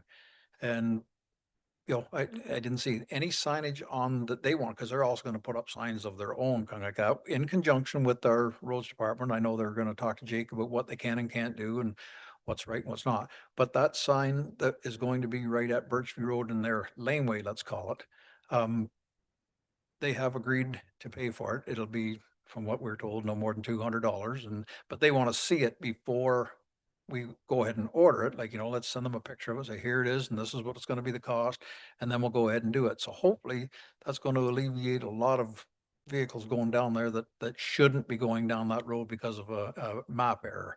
But again, that's where we're at right now, and I'm looking for council's approval to actually proceed on with this, help these people out, or, you know, get this copy the sign to them, and if they're all unhappy with everything like that, order the sign and install it. Okay, thank you for summarizing that and for your work with those residents. I know both you and Councillor Landsman had been working with those residents, trying to find a solution. So you've got you're looking for council approval. Do you want to make that motion or is there any questions that? Yeah, I just want to make a motion that we actually help these people out and go ahead and get a copy of what we're going to put up for a sign or what would be appropriate, send it to them, and then go ahead and order the sign and the township installs it. And it wasn't going to be any more than $200 from what we figure. Okay, so that sounds like the motion. Councillor Landsman, you're going to second that? Any discussion on the motion? All in favor? That motion carries. On to Councillor Watt. I would just like to also say thanks to staff for helping out on this and, pointing us in the right direction too, because they're a big part of this. Great, thank you. On to item 11.4, 2026 Santa Claus Parade Route Report. Councillor Landsman. Thank you. It's a bit early to discuss Christmas, but it's necessary. This report is asking for a recommendation that the report entitled, it doesn't have a number, dated August 4th, 2026 regarding the 2026 Warsaw Santa Claus Parade route be received and that council provides direction to staff regarding the route for the 2026 Warsaw Santa Claus Parade. This is necessary because the township has to apply for permits and like policing and arrange fire and whatever else, paramedics and whatever else. Do you have?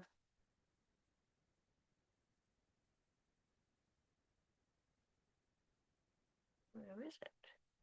There. Okay, there are three options that have been presented from left to right, options 1, 2, and 3. The information I have on option 1, oh, and just to make it clear, all three options leave from the Public Works Depot and go down at least as far as Quirks, at which point there's different options.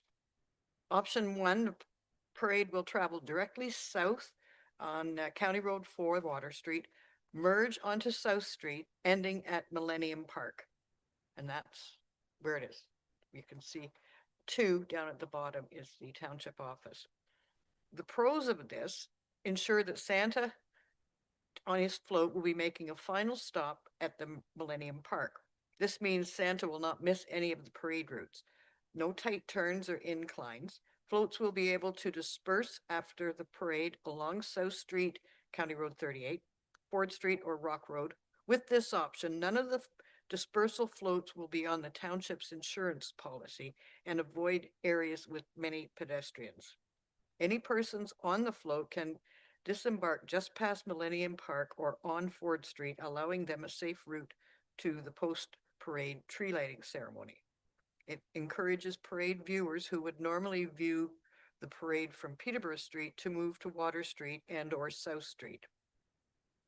With proper signage, this would also encourage viewers to visit Millennium Park for the post-parade tree lighting ceremony. The cons of that, the parade will not go past houses on Peterborough Street or Mill Street or Ford Street. As you can see, item 1 is straight down, and that's as far as it goes. Option 2, again, begins at Public Works and travels down. When it reaches Mill Street, it turns right, then left on Peterborough Street, then left on Ford, then left on South Street or County Road 38, and it will end at Millennium Park. The pros of that, floats will go past homes and viewers on Mill Street, Peterborough Street, and Ford Street. The cons, the head of the parade will intersect with the tail of the parade, causing a dangerous traffic bottleneck as floats attempt to leave the parade. OPP has already noted that they are not in favor of this route and that they will not be inclined to approve it. Route involves 4 turns and an incline. And then you go to option 3. As you can see, it's basically coming down in a reverse of option 2, if you will. Option 3 goes directly south along County Road 4, merges onto South Street, go past Millennium Park, turn right on Ford, turn right on Peterborough Street, and the parade will end at the Peterborough Street and Mill Street corner. I have a comment to make about that after. The pros of this is the tail of the parade will not interact with the head of the parade as seen in option 2. Floats will go past homes and viewers on Ford Street, Peterborough Street. The cons are, unless the township float circles back, Santa will miss the portion of the parade on Ford Street and Peterborough Street, as the township float carrying Santa must stop at Millennium Park for the tree lighting ceremony. Floats may choose to disperse from the parade by taking Church Street, turning right on West Street and left on Water Street. However, large floats such as tractor trailers cannot safely navigate the right-hand turn from Church Street to West Street. This dispersion route includes a sharp turn and steep incline that large floats, such as tractor trailer, would be unable to safely navigate. And as you can see, there's 3 different routes, and this is something council has decided that they would like to discuss, and there needs to be a resolution to it. So I will leave the discussion for a moment and let somebody else make some comments. Thank you, Councillor Landsman. Council, questions, comments, thoughts? I feel like this one's going to be the most contentious one tonight. We got to make sure Santa and everybody else is safe. Councillor Watt. Thank you through, Madam Mayor. And I appreciate all the work's gone into this because it has been a bone of contention for the last few years here, whatever, for the first probably, I'm going to say 20. It's been a long time since we've done this parade, I'll tell you. And it used to end over parcels, which was a whole different situation, whatever. But for the most part, for the majority of the time, it's come down to Mill Street, Quirk's Corners, turned right, gone up to where Sherm Nelson used to live, which is Peterborough Street, turn left, gone to my corner up here, come down past the arena and turn left here and stop, and Santa jumps off out here out front and we're all good to go. And that is my preferred route. And I know maybe the police said they didn't really like it, but that being said, I don't think I've ever seen a parade that, the front part is going down this hill here to the corner down here, and the rest of the parade hasn't, unless somebody really lagged behind that got. But it's just because I think a lot of times there's a big gap in between, like somebody doesn't keep up, whatever. And I do realize that we have some people that walk the parade that are, sorry to say, not getting any younger. So they do get behind, but I've seen some gaps that probably, the ones going around the corner here, and there's nobody between there and the next corner, like all of, Bill Street is empty because that's how big a gap there's been in there. How you alleviate that, I really don't know, but I have had people say, like, a lot of people park at the arena and then they come out and they just sit in front. There was people with chairs in front of the arena. So I got the people right over here in the corner in the White Presbyterian Church. They had a whole whack of people there, a nice little bonfire going in their fireplace and wait for Santa to go by. And I was like, oh, Santa's not going by here. So I got people up at my corner that come up from Payne Line, stuff like that. Like it's, and I'm sorry, but that is my preferred route. And then it catches as much of the village as possible. Thank you, Councillor Watt. Councillor Landsman, were you going to add something for clarification or? Okay, just catching up. Who else would like to weigh in on this? Council, Deputy Mayor.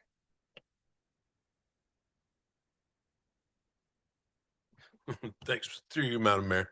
I gotta agree with Councillor Watt.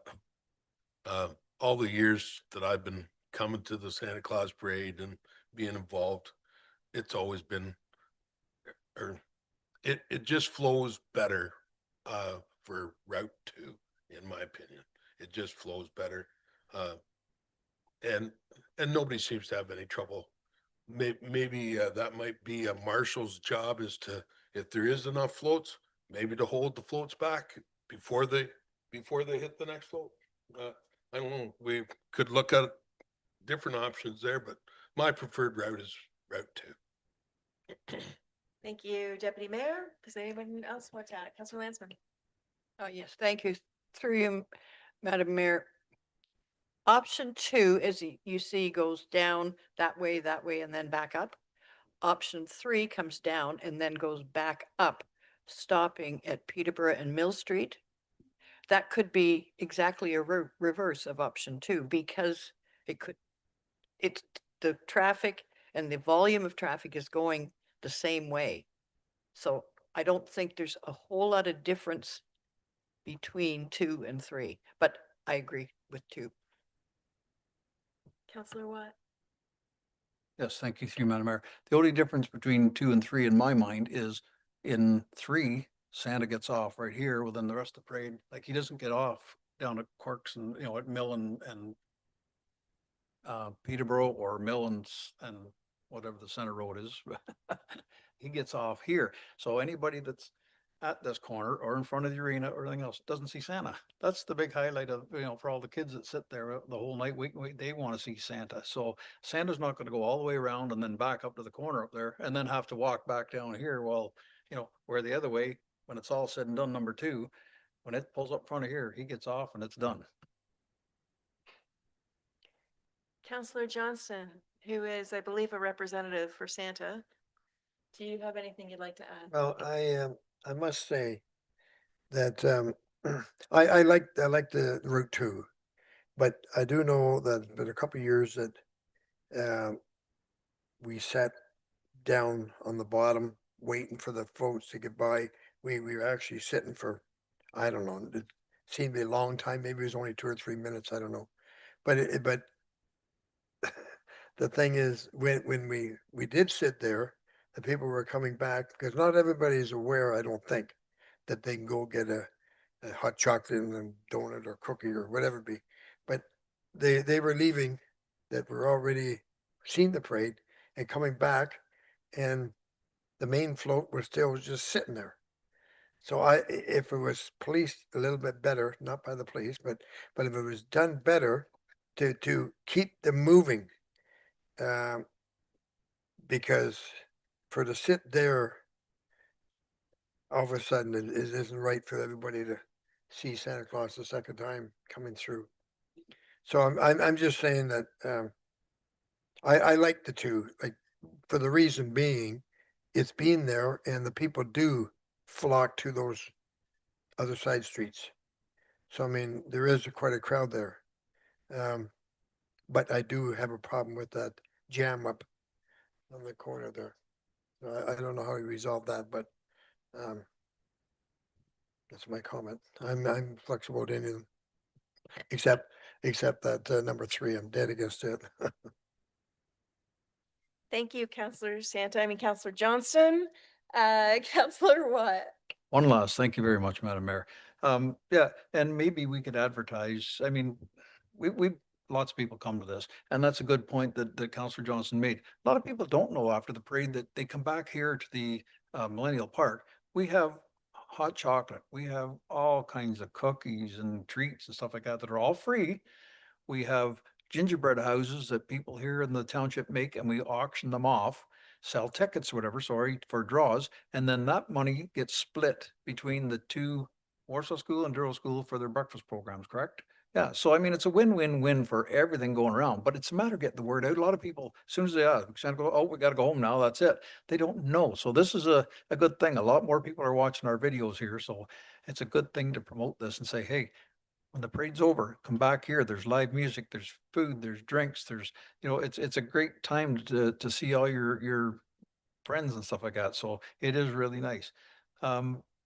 And the other thing is, because we get such good response for it, maybe we can get 3 or 4 marshals partway through the thing, get them a walkie-talkie each, and and they can keep the parade as close together as possible. I don't think it'd be a problem getting a few volunteers to do that. I'd do it myself. Thank you, Counselor Landsman. Sorry, just one more comment through you, Madam Mayor. On number 3, where you come straight down South Street, turn on Ford Street, turn up, and then it says stop at Peterborough and Mill Street. That would mean people, kids included, would be getting off diagonally away from the township office in the dark. And that may not be safe as well. Thank you, Counselor Landsman. I'll add a couple of comments.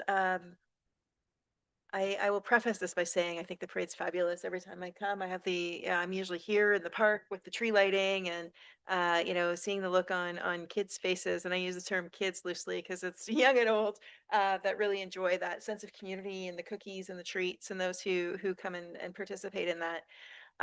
For me, regardless of the route, what's paramount is safety, whether it's safety for Santa who needs to get off the float, safety for the float drivers, and safety for the passengers on the floats is critical. And I've witnessed, and I know Councillor Lansman was with me one year, when a route, I don't know which option route we were going under on that point in time, but I was on a float, and we were all ending kind of at Peterborough and Mill Street, and the floats were trying to navigate through those tight intersections. There were kids jumping off the floats, playing tag around the floats. And I mean, it's an evening, it's a nighttime parade. I mean, we like the magic of the lighting the Christmas tree and the twinkle of the Christmas lights. So we have to be hyper vigilant around safety, I think, for that reason, because it was so congested on those side streets. So even though the route goes a particular way, I think it's incumbent upon us to think about, where do the vehicles and passengers go when the parade stops, right? And a lot of them are trying to snake their way, back to the starting of the parade, where they got dropped off or get the floats disassembled and all of that. So that's something that ought to be considered. The other thing that I've seen in more recent years is, people are getting the hang of the fact that we do have a celebration that happens here in the park, and there might be passengers on floats who, as they are driving past, just like Santa, are getting off the float and coming into the park during mid-parade, regardless of which route it's going around. So by the time it circles around, there may be fewer people on those floats. But again, you have often, let's be honest, kids who are passengers on these floats, hockey teams, classrooms, family members that are like getting off in the middle of the street and running across. And we all think it's safe because it's, maybe going 3 kilometers an hour or whatever the actual speed is. But roads are slippery. It's dark. There's a lot of commotion. So paramount, my concern is for safety. Do I have an option? Option 3 seems, because I saw the chaos of all the floats trying to navigate through those tight corners, is probably my least favorite. I'm probably going to be the contrarian and say option 1 seems a little bit more literally straightforward, where people can just go through and dissipate from there, as opposed to creating that additional box around the village. But I think we really do need to think about safety for the participants. Although we can say, don't get off your float until you're at the end of the parade, people are there, they're having fun, the spirit of Christmas is alive, and it's really hard to enforce and monitor, and ensure that that doesn't happen. So those are my comments. Council, if there's anything else that you want to add or look to making a motion, now would be the time to do that. Councillor I Johnston. just got a question to ask. The comment was made that Route 2, the police were against. Did the police actually say that? I never ever heard that. Okay, I just making that comment because I don't know that they just come and participate, and I've never ever heard them say, hey, don't go that way or something. I don't know, because the roads are all blocked off. That anyway, I just asking the question. Does anyone on the staff have any knowledge of that comment to be verified, or Madam Clerk? Through you, Madam Mayor. So senior leadership at the OPP have new regulations regarding community events and the requirement for all exits to be protected with a harder enforcement. I can't remember the exact language, but basically they want to ensure that if there is a parade, or whether it's Canada Day or Santa Claus parade, things like that, that the parades are quite orderly and that they can physically block off the various routes, whether that's with fire trucks or OPP vehicles. They no longer want streets to be blocked off with just a barricade and 1 or 2 people standing there. And so the OPP have said that they prefer a route where there is not pass crossing, because it makes it very hard to protect the route, to ensure there's no problems. Yeah, they're very concerned about street fairs and parades and things like that going askew, as we've seen in other communities. And Madam Clerk, on that then, have the police looked at these 3 options that you're aware of? We wanted to have council's input, and then we would go to the OPP and Because we not only need to get approval from the OPP, but we also need to speak to the county of Peterborough, our fire department, and the paramedics. Thank you for that clarification. Councillor Lansman. Yes, through you, to Martina, there really, in what you've just said with regard to the police comments, there really isn't a lot of difference between 2 and 3 in the grand scheme of things. One's going this way and the other's going this way, but the same roads are impacted. Yeah. And then they have no issue with number 3.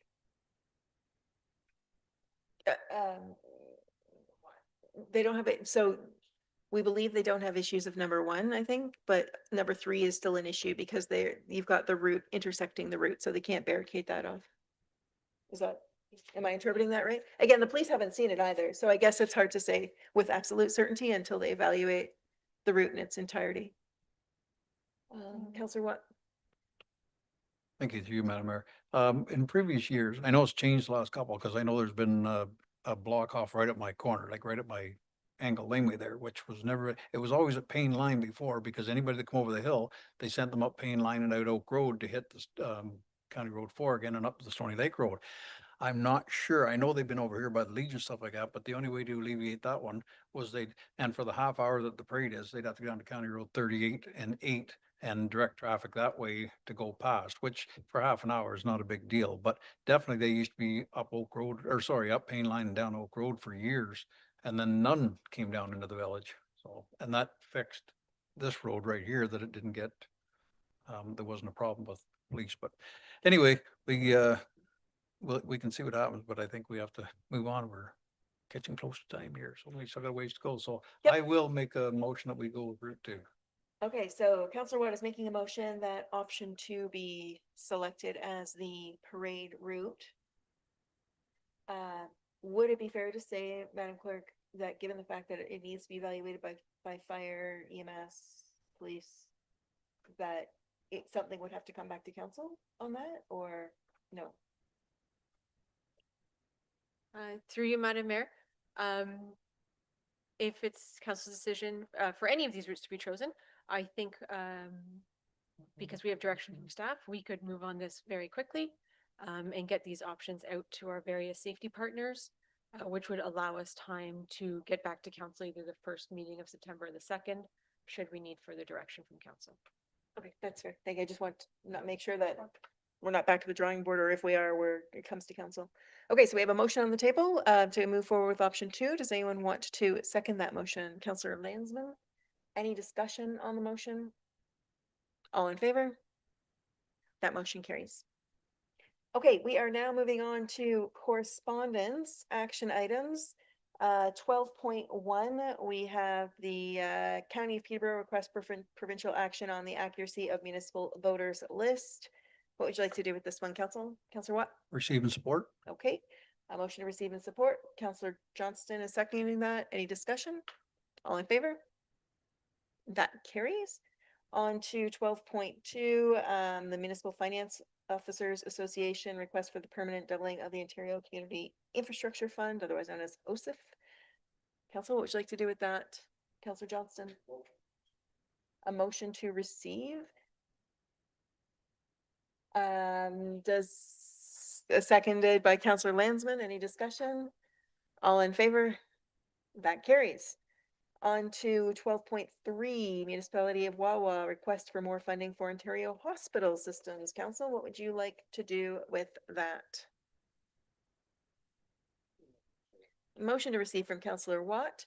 Who would like to second that? Councillor Johnston. Any discussion? All in favor? That carries. Turning the page on to 12.4, correspondence from Yancy and Michelle Eddy, request for gravel on Forbes Lane. Council, what would you like to do with that? Councillor Watt?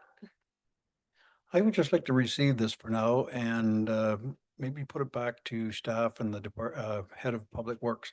I think we should have a policy in place as to, with these private roads, what we do and what we don't do, how often we do, if we do it all. Is there a cost associated with it? Because, you know, there's a lot of roads in our township that are private roads and would probably want the same thing. So, I mean, we can't do one or not the other. So I think we have to put something in here and say, hey, you know, we do or we don't, one or the other, but, and if we do, there's a cost to it so that, and a certain time frame on how often we do it. Okay, so I'm hearing a motion to receive and refer it back to staff to report on a broader township-wide policy on these things.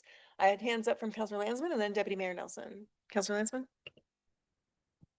Yes, through you, Madam Mayor.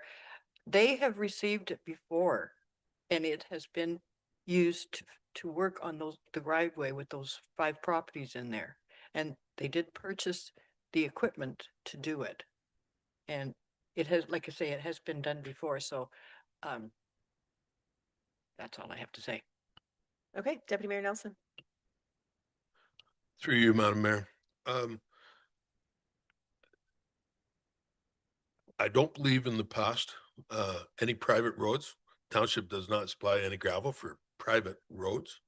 This is actually, it is a private road, but it's a municipal road allowance. And what has always happened here in the past or with me, when I was former road superintendent and the council of the day had shared some cost with the property owners in there. And I'm talking about limited, and I'm not against coming up with a policy for these people or for anyone's, but I want to, my concern is it's not for a private road. It is for a road allowance that people live on. And then we might look at it. So in the past, I know that they would pay for one load of gravel. And at the most we ever put on that road would be maybe a couple of loads of gravel. They would pay for one, we'd pay for another one. And then they would actually pay that to us whenever it was kind of left in my hands at that time for the road superintendent to make that call. So whether we want to make that call with Jake and he can assume or assess how much gravel would even be needed. And most of this was for bigger potholes, not gravel every year, or just to give information to council about this. So I'm all for coming up with a policy. If you want to come up with, if council would like to come out with a policy, and I think that would be very favorable to guide our staff and guide everybody on that. So that's just my comments. Thank you, Deputy Mayor. I was going to say, has somebody seconded that motion yet? No. So do you want to second that motion then, Deputy Mayor? Okay. Councillor Johnston discussing the motion. Yeah, I would, seeing we have him here, ask our road superintendent there, how he would address this. I know that in the past, we basically don't give gravel. But then again, there's been times we have given gravel. And these people say, the road people would know that better than I do. If they've got gravel from us before and it was like what Harold said, they would get one load and pay for it and we would give them another one. I would just like to know if you know for sure what went on in the past. Thank you, through you, Councillor Johnson, to the mayor. In the past, they have, I think it was in 2024, council did approve 5 loads of gravel, I believe, for Forbes Lane, and they received 3. They only used 3 of the 5.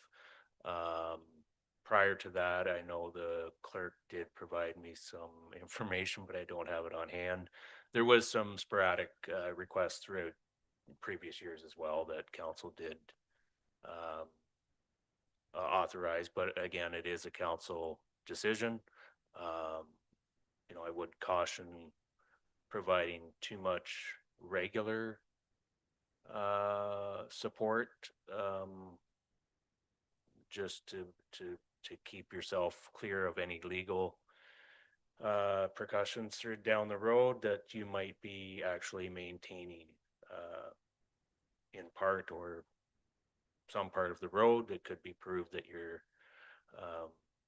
providing maintenance to the road. So I don't know if sporadic, a one-off things, would typically, lead you down that road. However, it is something that you would want, if it's an annual request, that might be something that you would want to be cautious of providing to the same roadway or the same residents annually.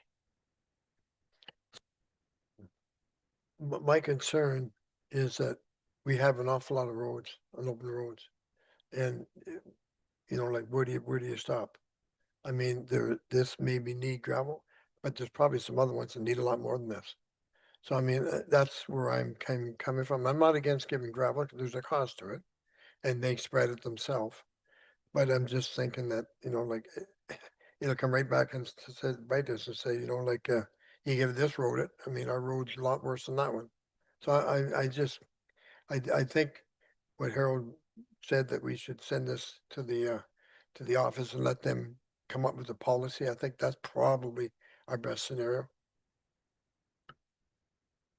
Okay, so we have a motion that's been made and seconded. Any other discussion on that motion? I'll call for the vote. Counselor Watt. Sorry, just that we will address the request after we get a policy in place. Okay, so that staff bring back a policy, and at which time we'll, depending on the policy, entertain that request. Okay. Call for the vote. All in favor?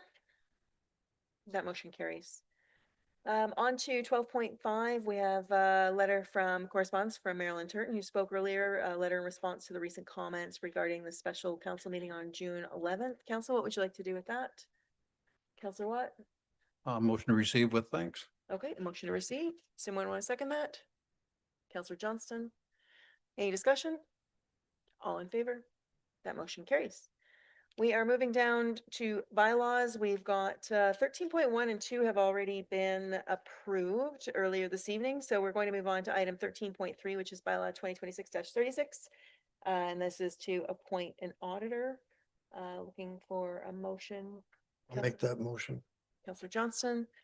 Deputy Mayor Nelson will second that. All in favor? That carries. Item 13.4, bylaw 2026-37, to authorize the execution of a contract for the joint fire station and public works facility. Council, Deputy Mayor will make the motion. Who would like to second that? Councilor Watt, Councilor Johnson, question?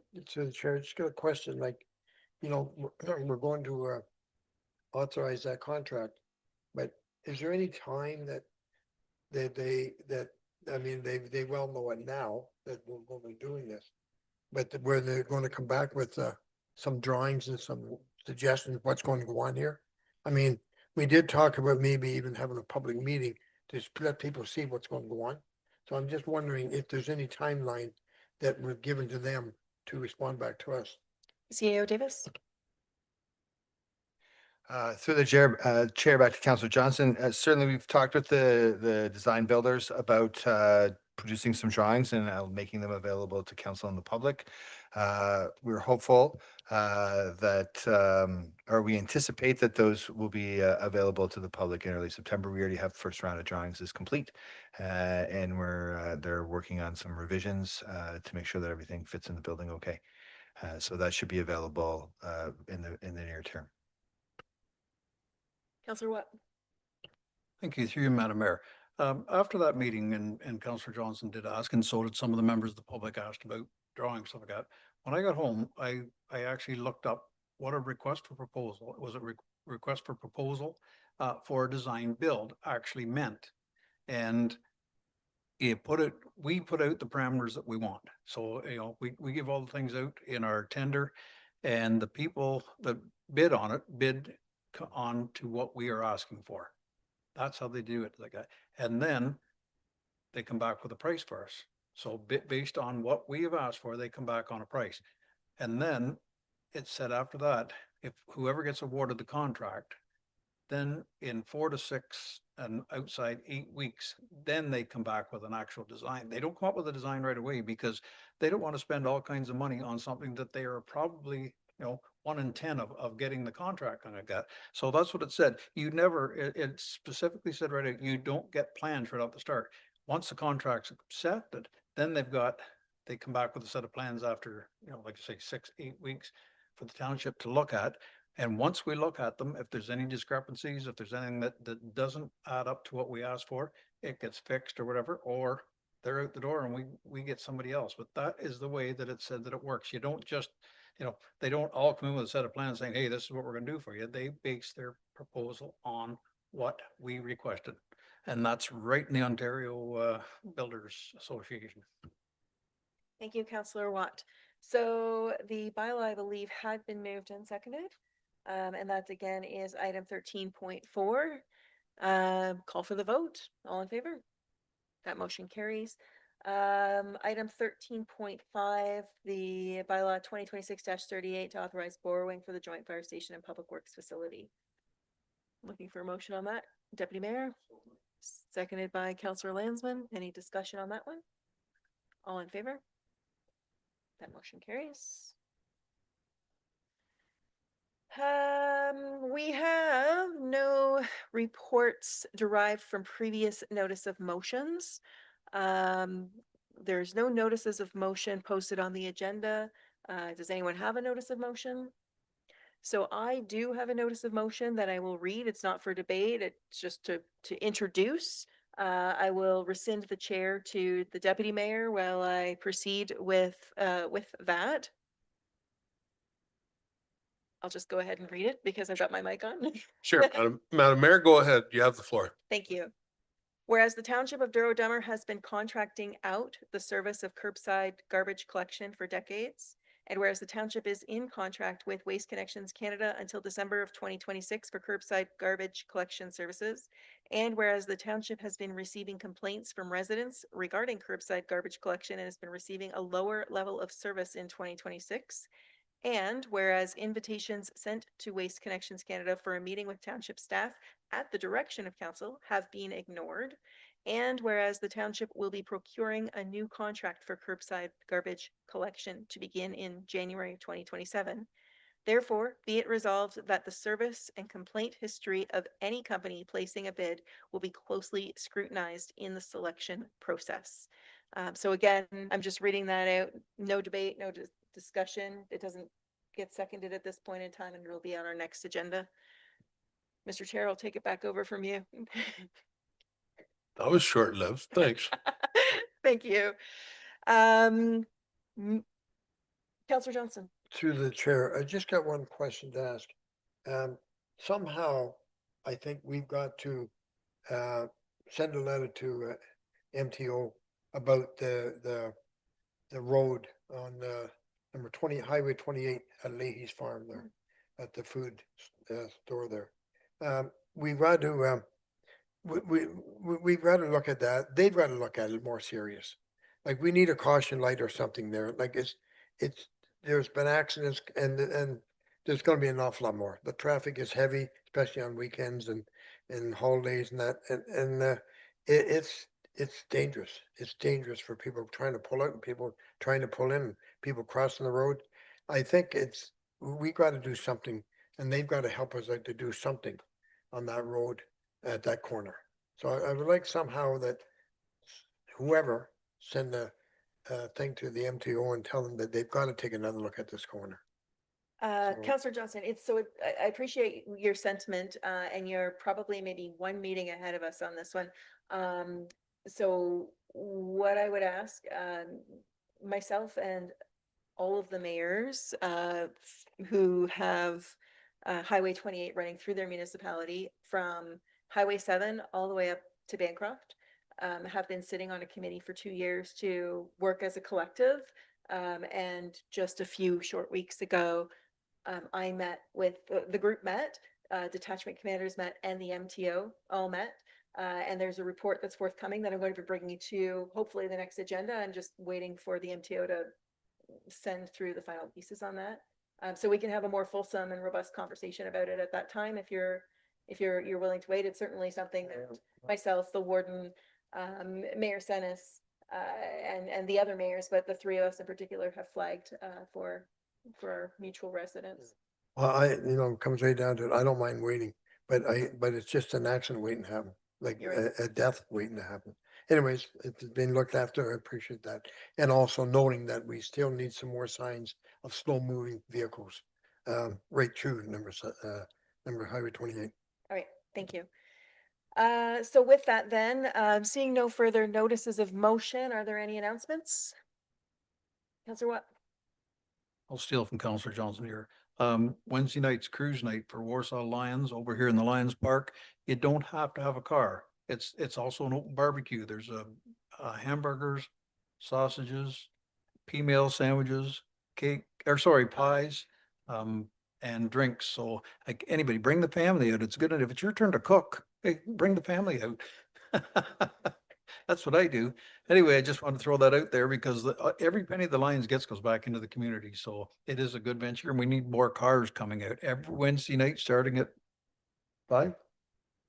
There you go. Thank you. Thank you. Any other announcements? Seeing nothing further, we have no closed session. Just the confirming bylaw. Counselor Watt, Counselor Landsman, all in favor? That carries. Our next meeting is Committee of the Whole, which is August 20th. Sorry, my note was incorrect there. And then our regular council meeting on September 8th. Finally, a motion to adjourn. Counselor Landsman, Deputy Mayor Nelson, all in favor? That motion carries. Thank you very much, everyone.